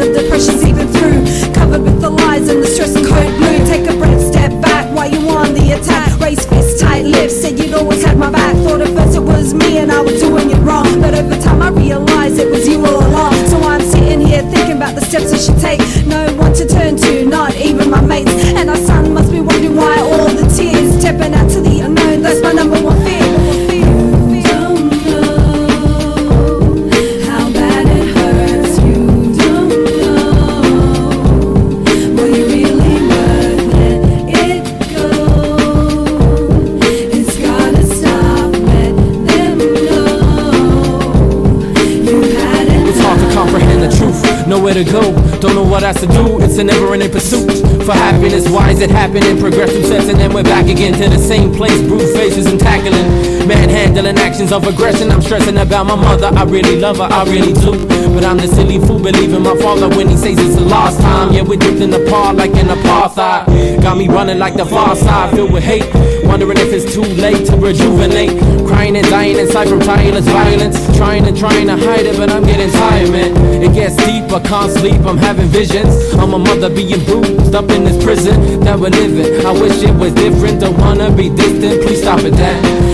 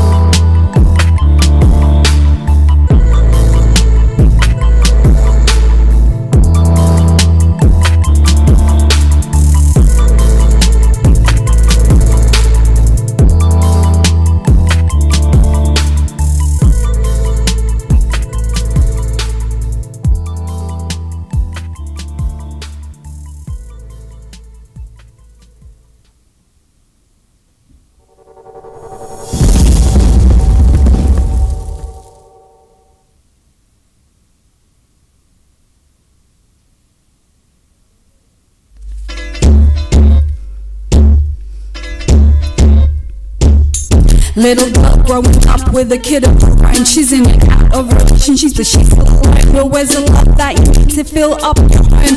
Not building your walls, there's no respect shown. You've got to by your side and she needs you. Forget those out of touch and leave her there through. Cause you've tried over and over, they deserve you. So please listen to the ones that really love you. Cause you are so much fun, girls, you're worth it. Shine your light, you're right, you deserve it. I said you are so much fun, girls, you're worth it. So shine your light, be alright, you deserve it. Jenny on, Sister Jenny on, Jenny on, my brother Jenny on, Jenny on, Sister Jenny on, Jenny on, my brother Jenny on, Jenny on, Sister Jenny on, Jenny on, my brother Jenny on, we Jenny on, Sister Jenny on, we Jenny on. Freestyle music feeds, you best believe we got the word. This is how we do it, but it's how we're not on zone. Cause you know we pick it up, feeds, and this is how we do it. Cause you know we come through with the masses. We're getting down here with the music. You know we use it with the lights, with the camera, and act on. And this is how we do it. Cause you know we stand strong, we journey on with the sounds, and you know it's specific. This is how we do it, cause you know we uplifting. Cause we got the mad sounds, we getting down. MC Trey, the music feeds up the drain, and we journey on. Yes, we journey on. Yes, indeed, we journey on. Come on, we journey on. We journey on. Come on, we journey on. We journey on. We journey on. We journey on. We journey on. We journey on. Come on, we journey on. We journey on. Shout outs, journey on. Sydney, we journey on. And Brisbane, we journey on. Journey on, come on, and Tasmania, yes, we journey on, come on. Brisbane, we journey on, and Melbourne, yes, we journey on. Alice Springs, yes, we journey on. Tara Strait, yes, we journey on. Verse 3, he walks into his room, sits on his new bed, body aching from traveling, and the sore head greens on. I thought he'd be back here again, knocked down from them family, because he tried to do the right thing, looked for a job, no experience. Day after day, that door slammed in his face, as if no one he returned back to that place. In the wrong place at the wrong time. Too many brothers and sisters doing that time. In the wrong place at the wrong time. Too many brothers and sisters doing that time. We journey on, we journey on, come on, we journey on, journey on, come on, we journey on, we journey on, come on, we journey on, come on, we journey on. Come on, come on, we journey on, come on, we journey on, journey on, come on, we journey on. Yes, indeed. Dedicated to those that have found themselves stuck between a rock and a hard place. Just remember, we journey on, we stand strong. Yes, journey, journey, journey, journey, journey on. We journey, journey, journey, journey, journey on. Yes, indeed. Peace.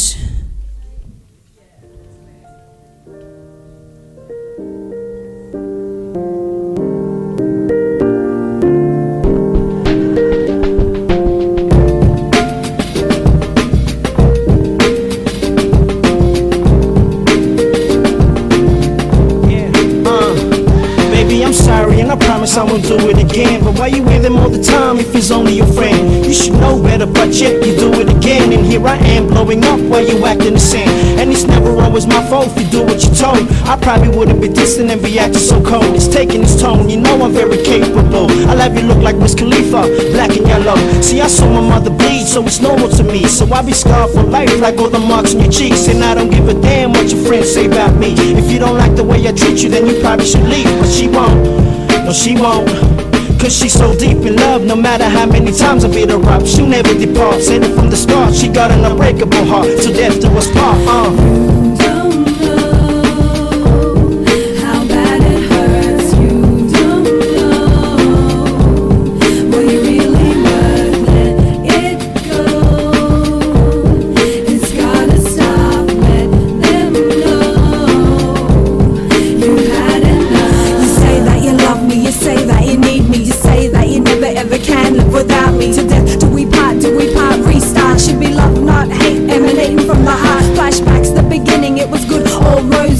like a queen with a pocket full of posies, plagued by lines of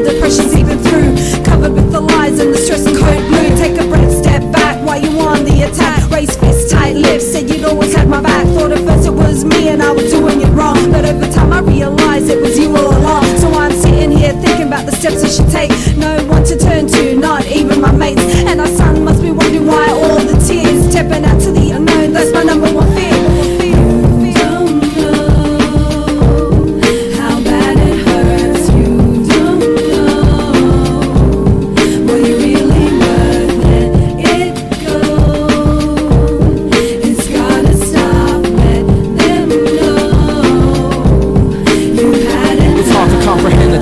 Nowhere to go, don't know what else to do. It's a never-ending pursuit for happiness. Why is it happening? Progressive sense, and then when it gets deep.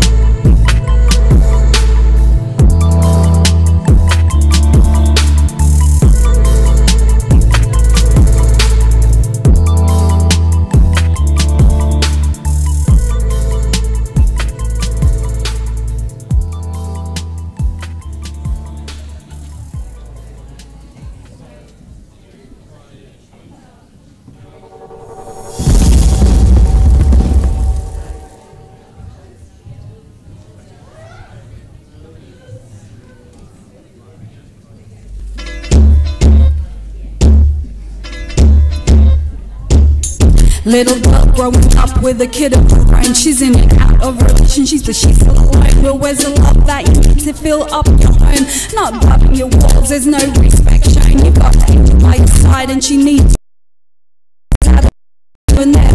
cause you've tried all the room, but they desert you. So please listen to the ones that really love you. Cause you are so much more, girls, you're worth it. Shine your light, be alright, you deserve it. I said you are so much more, girls, you're worth it. So shine your light, be alright, you deserve it. Jenny on, my brother Jenny on. Jenny on, my sister Jenny on. Jenny on, my brother Jenny on. Jenny on, my sister Jenny on. Jenny on, my brother Jenny on. Come on, we Jenny on. Jenny on, we Jenny on. Freestyle music feeds, you best believe we got the words. This is how we do it, but it's how we're not observed. Cause you know we pick it up with the feeds. And this is how we do it, cause you know it comes through with the mad sounds. We're getting down here with the music. Yes, you know we use it, we got the lights with the camera act on. And this is how we do it, cause you know we stand strong. We journey on with the sounds and you know it's specific. This is how we do it, cause you know we uplifting. Cause we got the mad sounds, we're getting down. MC Trade with the music feeds on the J-Lab. We journey on, yes, we journey on. Yes indeed, we journey on. Come on, we journey on. We journey on, come on, we journey on. We journey on, we journey on. We journey on, we journey on. We journey on, come on, we journey on. We journey on. Shout outs, journey on. Sydney, we journey on. And Brisbane, we journey on. Adelaide, we journey on, come on. And Tasmania, yes, we journey on, come on. Brisbane, we journey on. And Melbourne, yes, we journey on. Alice Springs, yes, we journey on. Tara Strait, yes, we journey on. Verse 3, he walks into his room, sits on his new bed, body aching from traveling and the sore head greens on. Never thought he'd be back here again, knocked down, coming from them family, and cause he tried to do the right thing, looked for a job, zing a big knocked back, no experience. Day after day he had that door slammed in his face, as if no wonder he returned back to that place. In the wrong place at the wrong time, so many brothers and sisters doing mad time. In the wrong place at the wrong time, too many brothers and sisters doing mad time. We journey on, come on, we journey on. Journey on, come on, we journey on. We journey on, come on, we journey on. Come on, we journey on. Come on, we journey on. Come on, we journey on. Journey on, come on, we journey on. Yes, indeed. Dedicated to those that have found themselves stuck in between a rock and a hard place. Just remember, we journey on. You stand strong. Yes. Journey, journey, journey, journey, journey on. We journey, journey, journey, journey, journey on. Yes, indeed. Peace.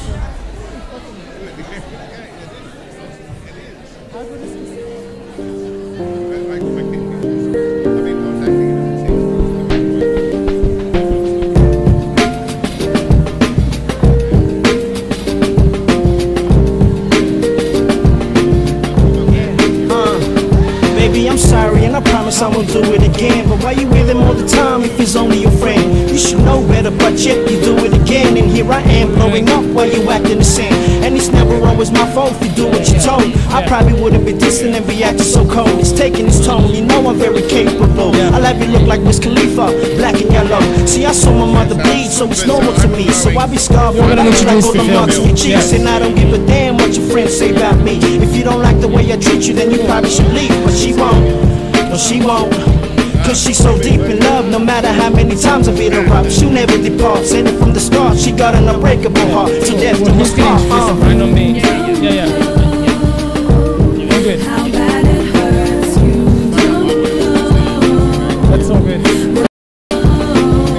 That's so.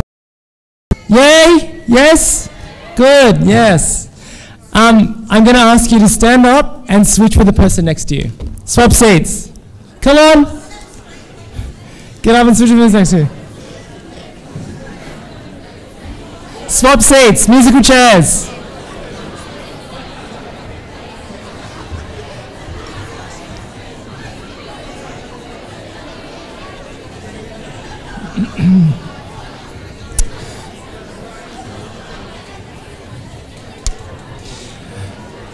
We've already, grab your seats, guys. We've already had an incredible morning. There was a bit of huff and puff in the last session, but we love a bit of huff and puff. It means we're passionate. Yeah, good energy. Speaking of passion and energy, the next little segment of today is all about film, and there's some incredible emerging filmmakers from Western Sydney. And these were chosen by a panel of people, is that right, Kevin? Yep. And they were specifically made today in, with the support of the Australia Council, Queen New South Wales, Liverpool Council and Fairfield Council. So many councils to thank. As I said before, you know, without the kind of breaks that I got many years ago in Western Sydney making films, I wouldn't be where I am. So it's incredibly important that we nurture emerging talent, that we celebrate it, that we don't make it, you know, let's get the Asian kid to make a film about Asians, or let's get the Arab kid to make a film about Arabs. Just let people make fucking films that they want to make, right? And to do the honours and introduce today is a very, very old friend of mine who I met on the dance floor at Hellfire. 20 odd years ago. Fuck, I'm really showing my age now. Craig Danarski was the acting director, is now the director, round of applause for Craig, of Casula Powerhouse Arts Centre. He's going to introduce the films and speak about the incredible filmmakers, and then we're going to watch them. Thanks, yes, my past wretches up with me. Yeah, g'day. My name is Craig Danarski, director here at Casula Powerhouse Liverpool, and again, before we go any further, I too would like to acknowledge the traditional custodians of the land on which we meet, the Cabrogal clan of the Darug Nation. And this land, this place, was also accessed by peoples of the Darawal and Darug nations and has been a meeting place for a long, long time, making it the perfect place for today's gathering. And may I just pause to say, geez, I love the title of this whole symposium thing, Beyond Tick Boxes, about bloody time.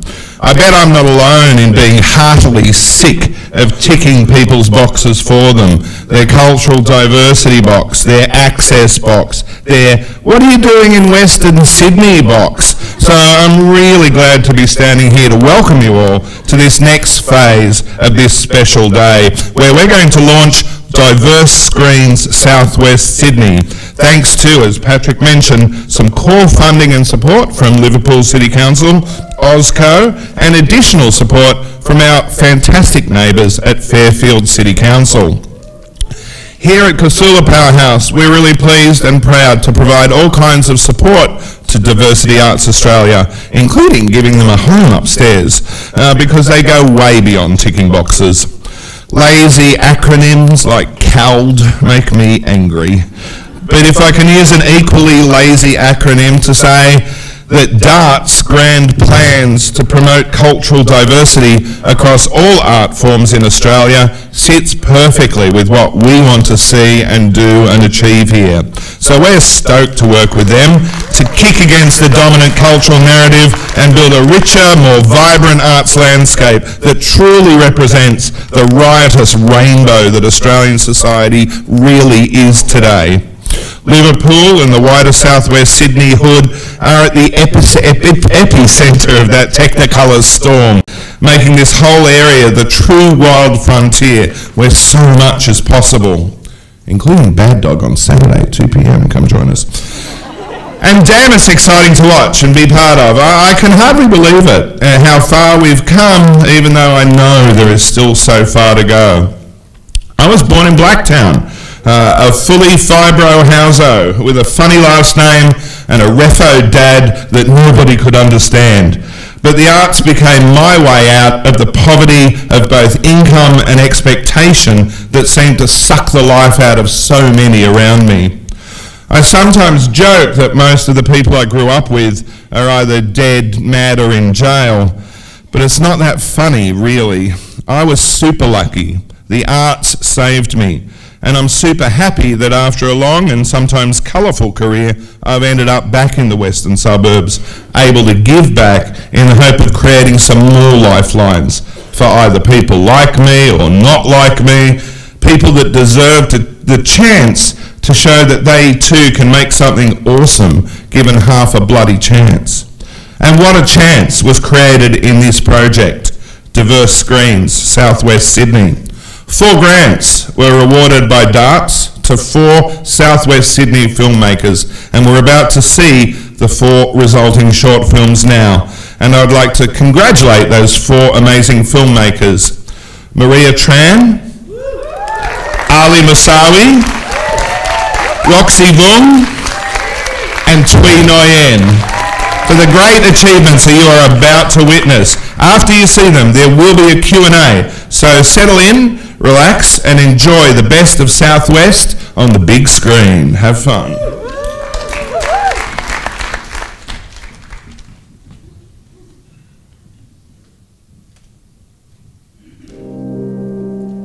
For me, I guess the hardest part was accepting that, you know, there aren't many people of color on screen, but then at the same time, it gives me an opportunity, it gives me and my friends an opportunity to change that. I want to make work that is truthful to me, to my experiences, and to the community that I come from. I feel that it's my role as an artist to talk about the things that we are unable to say. That's my role. Being a child of immigrants, there's an expectation that your parents don't really care about your dreams, they care about you, which is fair enough. I mean, my parents didn't go through all that hardship, so I could pretend to be other people on stage. My dad already didn't want me to do acting, and on top of that, he knew that there aren't many people, like many black people on screen, so it discouraged him, so he kind of tried to discourage me from doing it. I was brought up with a reality that's very different to the world of an artist. It's not that you can't, you just run away from it. So that she can run away. Run away from our mortgage. Run away from our bills. To be an actor, I thought I had to break a lot of beliefs that I had, and even my body, I thought I had to be this sort of person that goes out, this person that does all these things. And in that process, because I wasn't supported and I wasn't able to speak to anyone, I went through a lot of pain. It is so hard. You don't have a reference point. You're not allowed to speak about a lot of things that you experience in your community. Your family don't understand. And on the other flip side of it, you're dealing with ignorance a lot of times. So it has been a very difficult and lonely experience. That's why when I teach younger people, I know how hard it is. Like, the most frustrating challenge, I guess, is the work can be really superficial, tokenistic, and not really meaningful. It's this strange relationship between writing and performance, because on the one hand, I do want to write my own content, and I do want to perform work that I'm passionate about, but also, being a person of colour, the work is not there if I wanted to just be an actor. I'm working on a play, and it's focusing on this really young, stupid teenager and how she just fumbles through life. Sometimes I squint into the mirror until I get dizzy. Sometimes I squint so hard I get a headache, and then my eyes go a bit blurry and I take a few steps back, put on my glasses, and just keep squinting.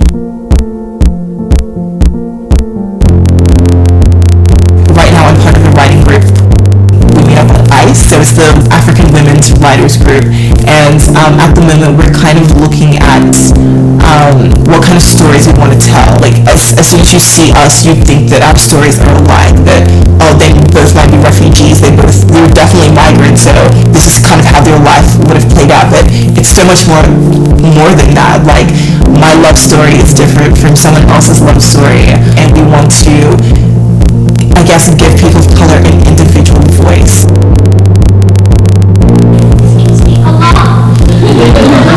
I need to speak to you about something. I know I'm supposed to be a good Muslim and get married and everything, but I just want to try something once, and that's it. I promise to do it again. When I was growing up, I would watch stories on screen and on stage, and I couldn't see myself in the reflection. I would grow up watching all these shows, and I had to be the Yellow Ranger because she was the only Asian. So the reason why I think it's so important in my work is because I don't want other kids to experience what I experienced. I want them to feel present in this world. When I started, I didn't know any people of color who actually did create anything. So I didn't grow up with that, and I feel like if I can start that, and if my friends, my other artistic friends of color can kind of start that, we're gonna at least make like the slightest bit of change to encourage the next generation to step up if we don't start something first. In the bathroom of the church.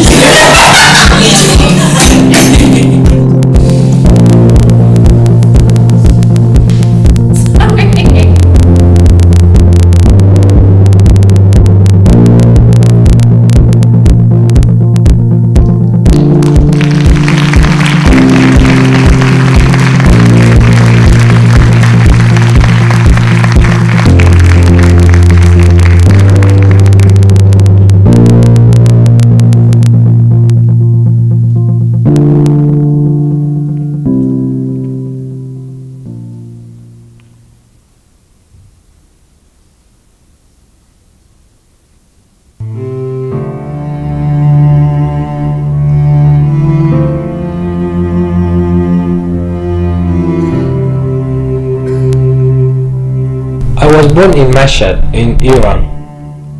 I remember that I spent my childhood mostly in Iran, and living as an Afghani person in Iran I think it's the worst thing for an Afghan person. I remember that they gave us a card and they just put your name and they said that you're an Afghani person. It doesn't mean that you're a resident, because they just wanted to know that, you know, one day we're gonna go back. Yeah, the situation for Afghan people, it was like living as an illegal person. And I graduated from Fine Arts Faculty. I started to build a life for my future in Afghanistan, and I was successful, making a theater group, Papyrus Theatre Company, and working just for women's rights. But that was another problem. Women's rights in Afghanistan is nothing, and always men in Afghanistan, most men in Afghanistan wanted women to be always under control.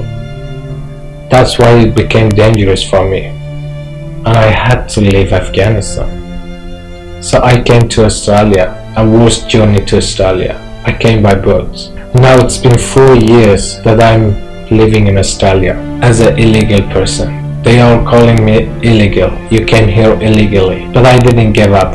I started to make ads here in Australia.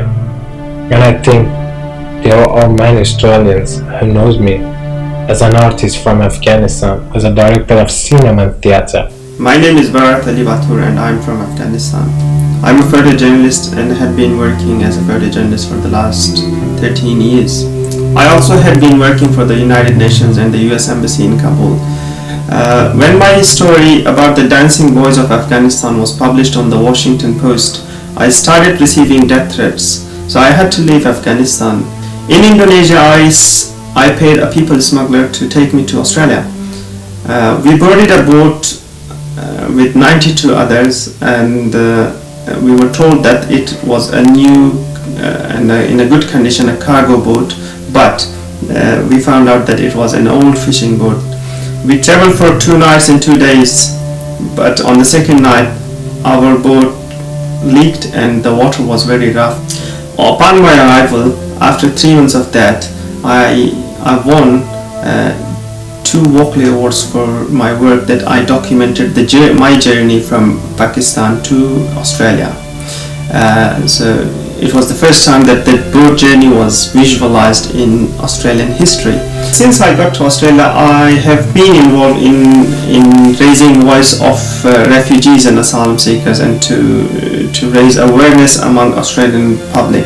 And with my work, I'm hoping that I will be able to raise more awareness and to tell the stories of asylum seekers and refugees who have been neglected or misrepresented by the politicians and media so I can shed some light and share some real stories, so they shouldn't be demonized or dehumanized. أنا وسام مجاهد الأحوازي، طبعا مهنتي مخرج مسرحي. بدأت المسرح في سنة 2006، وكان عندي أعمال كثيرة وأبرزهم كانت مسرحية وصال ومسرحية الدكتور. فكان عندي عمل طبعا كان فيلم وردة وسعد. طبعا أنا كنت ممثل في هذا الفيلم. طبعا الفيلم كان يمثل أو يجسد الحب في أرض الأحواز الحبيبة، لذلك كنا نستخدم اللغة العربية الشعبية، لكن للأسف الحكومة الإيرانية لن تسمح لنا ببث هذا الفيلم. كنا في مجموعة واحدة وأنا أنتج أعمال عربية قحة وعربية، وطبعا ننتقد المجتمع الذي نعيش فيه، وطبعا في ضغوطات من السلطة كثير كانت تأذينا، والقدر كان رصاصة القدر الذي أطلقت من القوات الأمنية في آنذاك واخترقت رأس طفلتي. و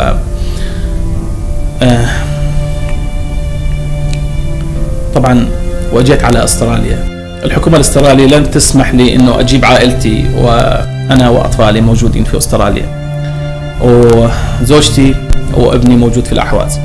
الحياة هنا صعبة علي، فكانت عندي مسرحية في سنة 2014 أمام السفارة الإيرانية باسم مسرحية بصمة الشهيد، وكان عندي مسرحية ثانية في نفس العام في أدلايد باسم مسرحية الأحواز المنسية.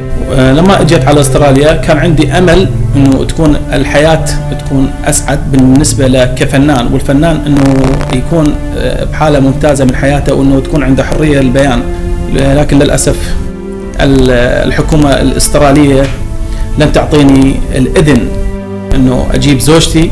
If you come to Australia illegally by boat, there is no way you will ever make Australia home.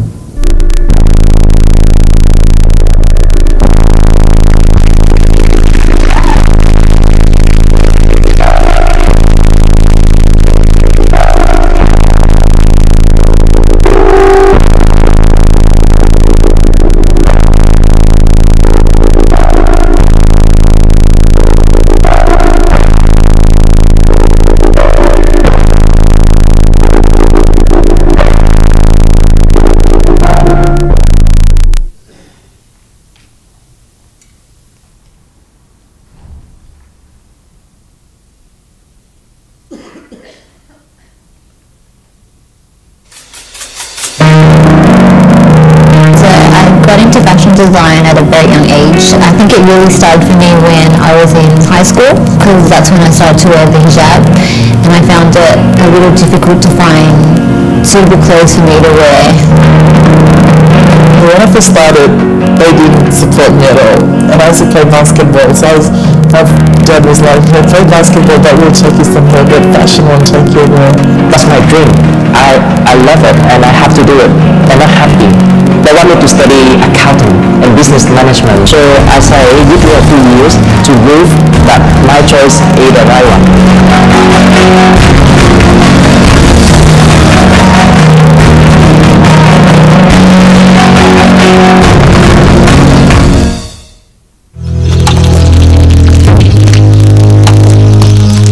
Ever since I was young, I've always been into climate change. I've always, there's news and all this different stuff about how if we don't fight climate change, one day our island will be gone. It's one of the first pieces that I recreated. So it was to basically try and campaign for climate change. Because a lot of our neighboring islands in the Pacific are very better at climate change. And so I got plastics, I got bin bags, and I got all this different stuff. And I made them into outfits because one day there will be no more islands in the Pacific, so there will be our culture and everything will be washed away.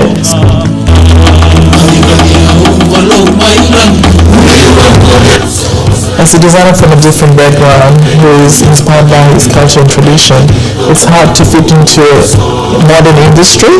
And if you don't meet the criteria, you don't enter the show, you don't get to showcase on that platform. Because sometimes we walk up to a fashion show and those models like size 0 to size 10. So, you know, where do you, and I make clothes for a lot of plus size models. So I'm like, if I make stuff, I don't really fit into this industry.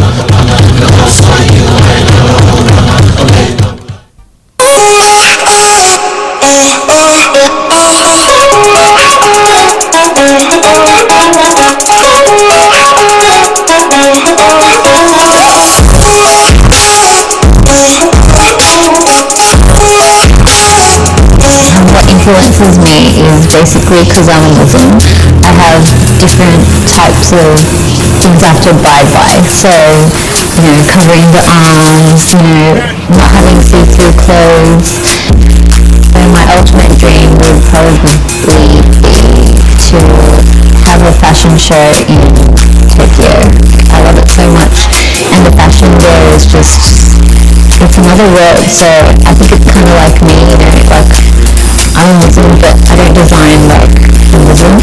So being a fashion designer within the community, they were really like helpful and supportive. They were happy to see something new and different, you know, something fresh, I guess, something not mainstream Muslim wear.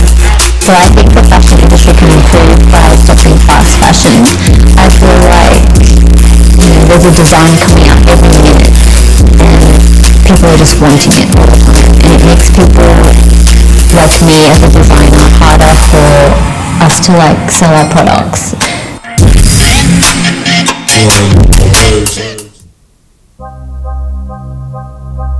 My family own a fabric store in Vietnam. My mom herself is a fashionista, so since I was young, she really inspired me with fashion.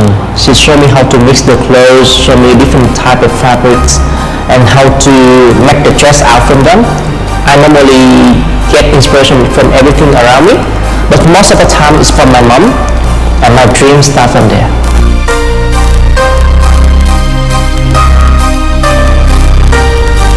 The most challenge that I remember is when I just finished uni, and then I started working for a fashion house in New Taipei.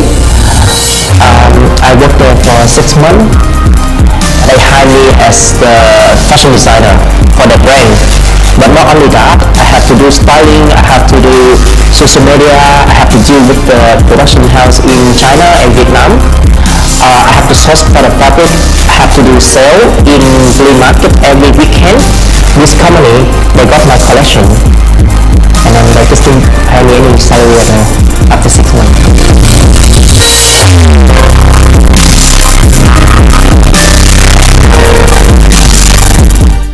So if you want to learn fashion, don't think about making money. You have to learn it with passion, with love. You have to love it, because there will be a moment that you lost everything, you bankrupt, and people are going to turn their back for you.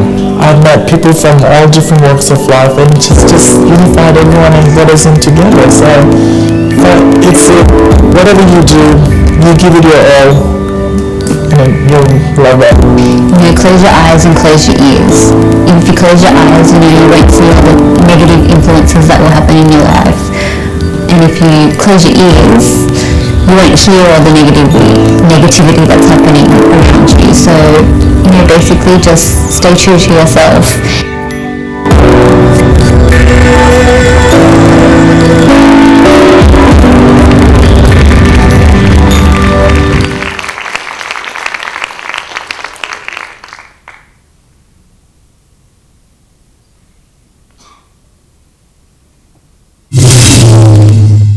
We thought the superhero genre needed a shakeup, so we decided to invest in The Subtractor. That's a movie about an Asian accountant turned superhero. It was important that the team came up with the right representation for The Subtractor. I think we'll go with the calculator. Great. Casting hasn't been an easy process. We had difficulty finding a bankable Asian lead. No, we can't have Owen Wilson. He's white. Jackie Chan? No, he's got no sex appeal. What about The Rock?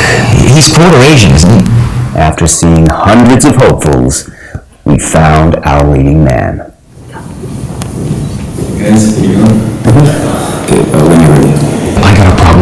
I got a problem with people like you. Think you can just mess with people. Tyler was strikingly charismatic, good-looking. He's very confident, but also has a certain amount of vulnerability. You know what? This time I'm making a stand, and I'm going to draw a line in the sand.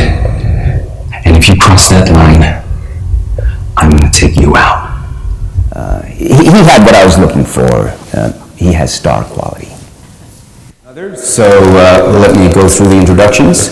We have Thomas Smith playing the role of the multiplier, and Thomas, let me say, that was one of the best auditions I've ever seen. We have the lovely and very beautiful Julie Jones playing your love interest, playing the role of the divider.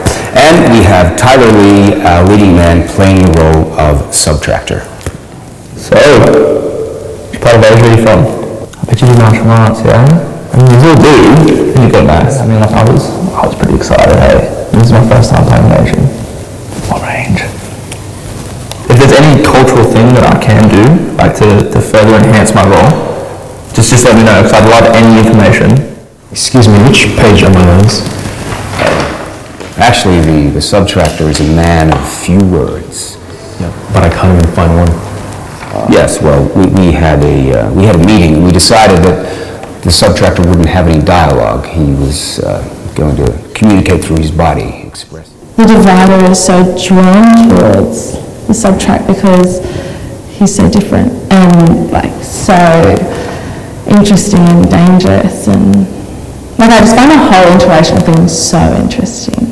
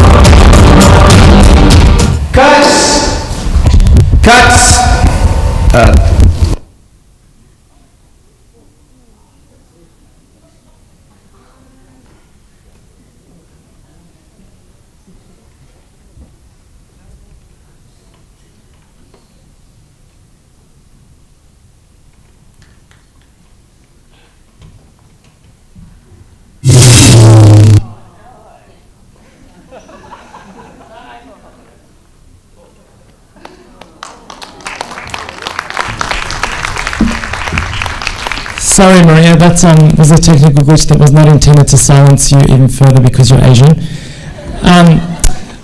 Ladies and gentlemen, that is the future of our cultural industries. A massive round of applause for those young filmmakers. And Ali Musawi, Roxy Bloom, this Q&A thing.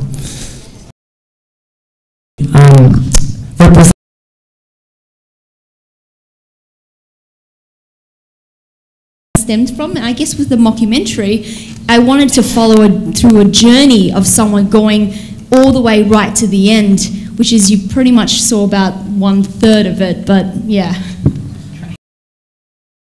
On screen, so I think I was just interested to see what young actors from diverse backgrounds, not only their struggles and pains, but also just what they're doing to initiate projects for themselves, and what was a way for them to work around the system, and also, yeah, kind of, I wanted that it not just to be a doco about like a complaint video, but more so something that so that they could take action, and so other people could probably I don't know, like learn from it, or kind of just to get inspired by it. Yeah. Hi everyone. So first of all, I just want to thank everyone that worked on the film. So the fashion designer Delene is here, so she's in the crowd, and also to the crew, Anne and Catherine as well, they're here today. And I guess my project came about is because I run this event called Western Sydney Fashion Festival. It's a runway for emerging and culturally diverse designers. So I ran the event last year and I heard all their stories and I thought, you know what, I really need to get these people, their stories out there. People need to know about this. And I come from a film background. I've had the honour of working with Maria and Roxy for the last few years, and I felt this was just a perfect project to get their stories out there. So. All right. Well, the story of my documentary actually it came from the situation that I have in Australia. As you know, any asylum seeker and refugees, they're fighting with the situation because of the government. The government made this situation for them. So I find out that this situation is really interesting and really good idea to show the Australian people. Yeah. Great. So how do you think your cultural background has impacted your work? And more specifically than that, we hear of the notion that generalized stories don't cut through. The more specific the story is, the more universal it is. Do you think that rings true at a time when we are quite polarized? Me, all right. Yeah, sure. All right. Yeah, actually, yeah, when we talking about the refugees' background, we can find a lot of problems in their story when they were in their origin country, and yes, for sure, they left that country just because of the freedom and democracy to come here to find a great life and without any like punishment or any problems. But unfortunately, when they came to Australia, they facing the government which hate the asylum seeker and refugees. So I believe if we can work on this subject and show it to the Australian society, it's going to work as long as we support the asylum seeker and refugees. I guess coming from a different background, it is really important to have these stories that are really specific but universal as well. And I guess that being from a different background, it has really made me reinforce the idea that, you know, we need to get these stories out there. And there's so much more of them. You only touch the tip of the iceberg, really, so, yeah. I totally echo the same thing. And I started off doing documentaries as well, and I think it's just, yeah, there are emotions that will cut, like storytelling will cut through any sort of the kind of. And I think working in the arts sector, the community sector, over the years, I learnt to grow. And there are closed doors. But I sometimes feel like it's a double-edged sword. How have you found that in your careers? Let's start maybe in the middle. People I interviewed that you will just go on to do normal, I guess, like kind of careers and things like that. So I think, you know, like, you know, I mean, like I just stuff that I think other people enjoy. So quite mainstream things as well. So it might be specific just from my own background, but it's not something that I like. To New York Fashion Week, so yeah. All right. Actually, as a general, they specific notice that we are asylum seeker and we can't do anything else in that time. So there is more things about the asylum seeker and refugee that we don't know. I just you actually.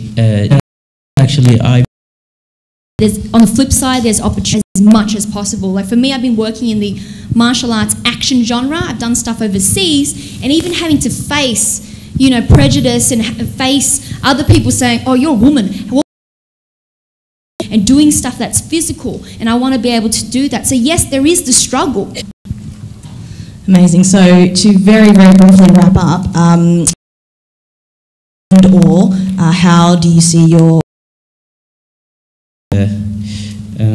from here, I would like to thank that pushed me up to the cinema industry.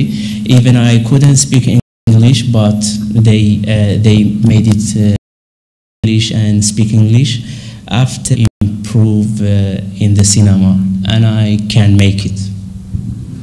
So in the future, I guess I see myself those two together and telling stories is important. And even from coming here today, like I could like you can see that there are real policy changes, and everyone who's come from like Create New South Wales and OSCO, like I wasn't really sure what was out there and what the change in the policies actually were, but to be honest, like from coming here today, I'm very hopeful. I think that the change is happening, and it's actually happening at a much faster rate than it has been ever than before. So I'm feeling hopeful. I just want to continue telling stories, making short films first, but hopefully more. And you can see all that change like on screen now, like on video on demand, like stuff on demand on Netflix. So I feel like Australia is getting there, but slowly. But I think we will eventually kind of catch up to the rest of the world. So. I personally think change comes from within. And I think everyone in this room have that capacity to reaching out and connecting with people on a human level and hearing them out and setting aside their differences and engaging with them to figuring out how to make things better. And for me, the change is always going to happen. But I think for us to be able to put ourselves in it and being responsible for who we are and knowing that we are a part of this entity that will be becoming better and more positive in the future if we play a part in it. Fantastic. Well, thank you to our sponsors, Australian Council for the Arts, Liverpool City Council, Kashula Power Arts Centre and Fairfield City Council, and Create New South Wales. And please thank our wonderful filmmakers.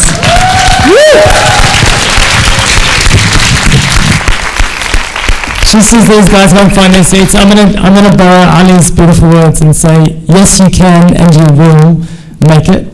Never doubt that.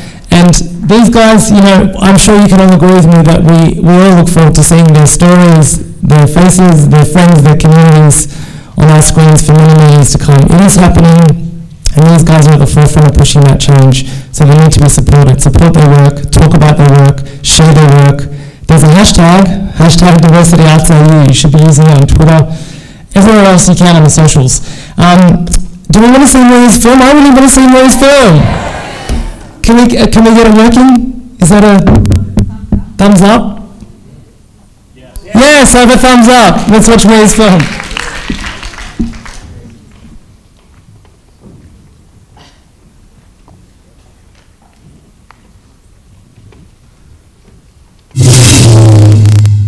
We thought the superhero genre needed a shakeup, so we decided to invest in The Subtractor. That's a movie about an Asian accountant turned superhero. You know, it was important that the team came up with the right representation for The Subtractor. Casting hasn't been an easy process. We had difficulty finding a bankable Asian lead. No, we can't have Owen Wilson. He's white. Jackie Chan? No, he's got no sex appeal. What about The Rock? He's quarter Asian, isn't he? After seeing hundreds of hopefuls, we found our leading man. Guys, here you go. Okay, when you're ready. I got a problem with people like you. Think you can just mess with people. Tyler was strikingly charismatic, good-looking. He's very confident, but also has a certain amount of vulnerability. You know what? This time I'm making a stand, and I'm going to draw a line in the sand. And if you cross that line, I'm going to take you out. He had what I was looking for. He has star quality. So let me go through the introductions.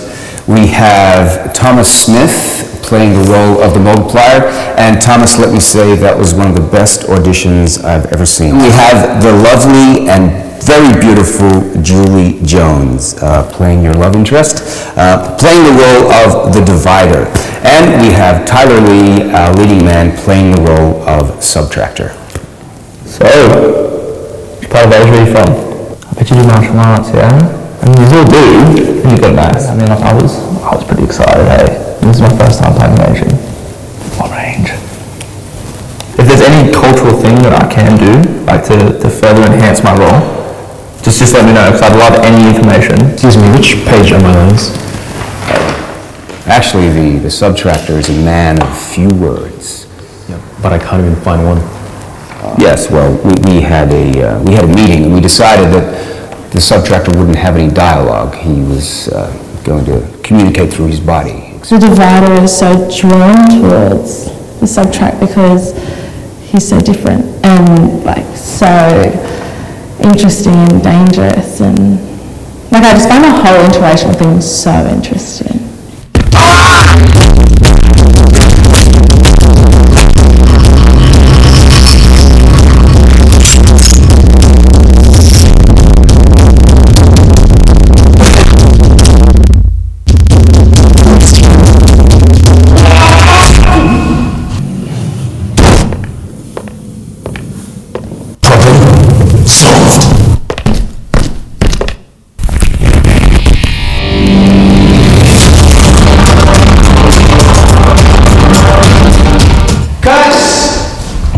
Cuts!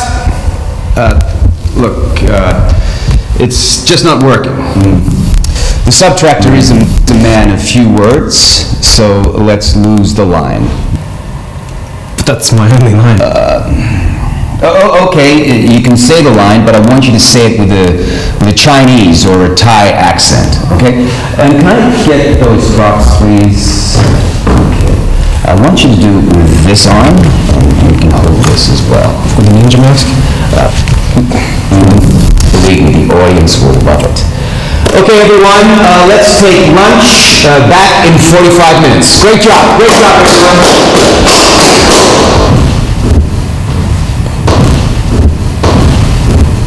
I thought my character would have more of a character journey and more basis in reality than something that was really chop socky. Tyler may have what it takes, but right now I'm sensing a lot of resistance from him to truly embrace his role. He's becoming concerned with the little things, like dialogue and costuming. He seems to have forgotten that the movie is all about him. Maybe I'm wrong. Maybe he's not ready for the industry.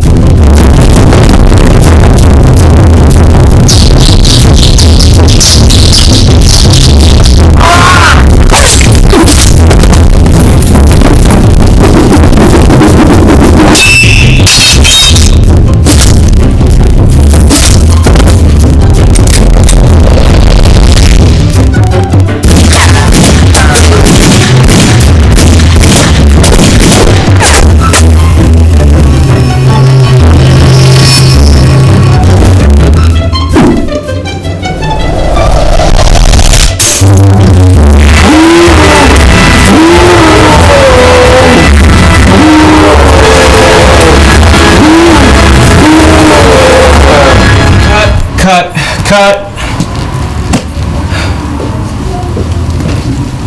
I'm hacking people to bits with a samurai sword and throwing rice in a ninja's face. Yeah, and it looked great. This is a PG movie. Well, maybe we have to change the rating, so what?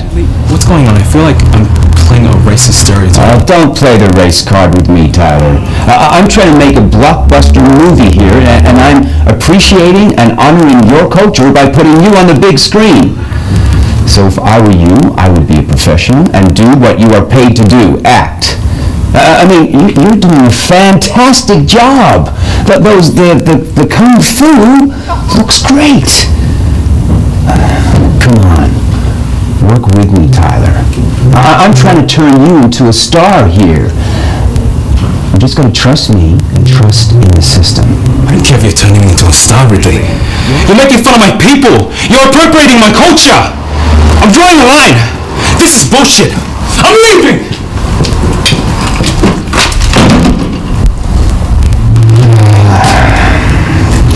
Okay, we gotta recast.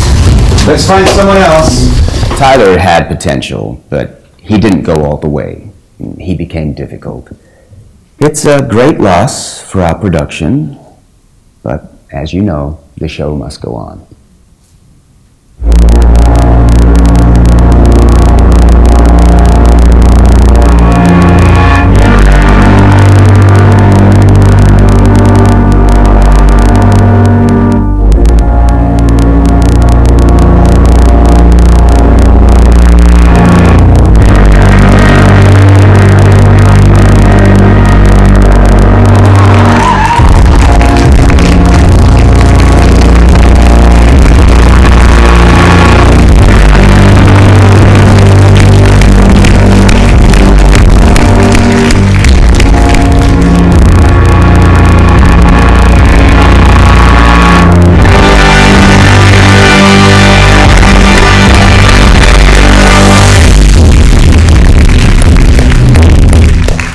Keep that applause going for the wonderful Maria Tran, everybody.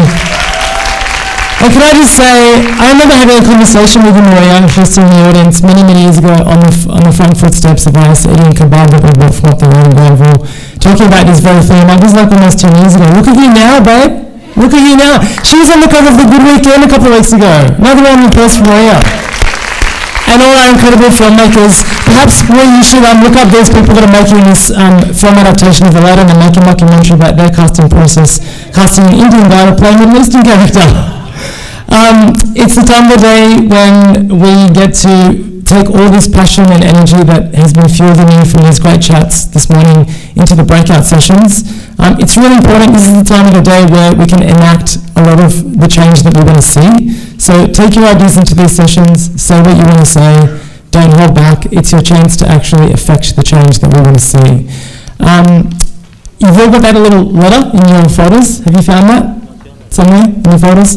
So take your letter, and initially there was going to be sessions outside, but I think we've brought it all inside because it's cold. Take the letter, go out into the atrium, and you'll see the facilitators running each of the groups. I think they'll be holding the letter, or wearing a t-shirt with a letter on it.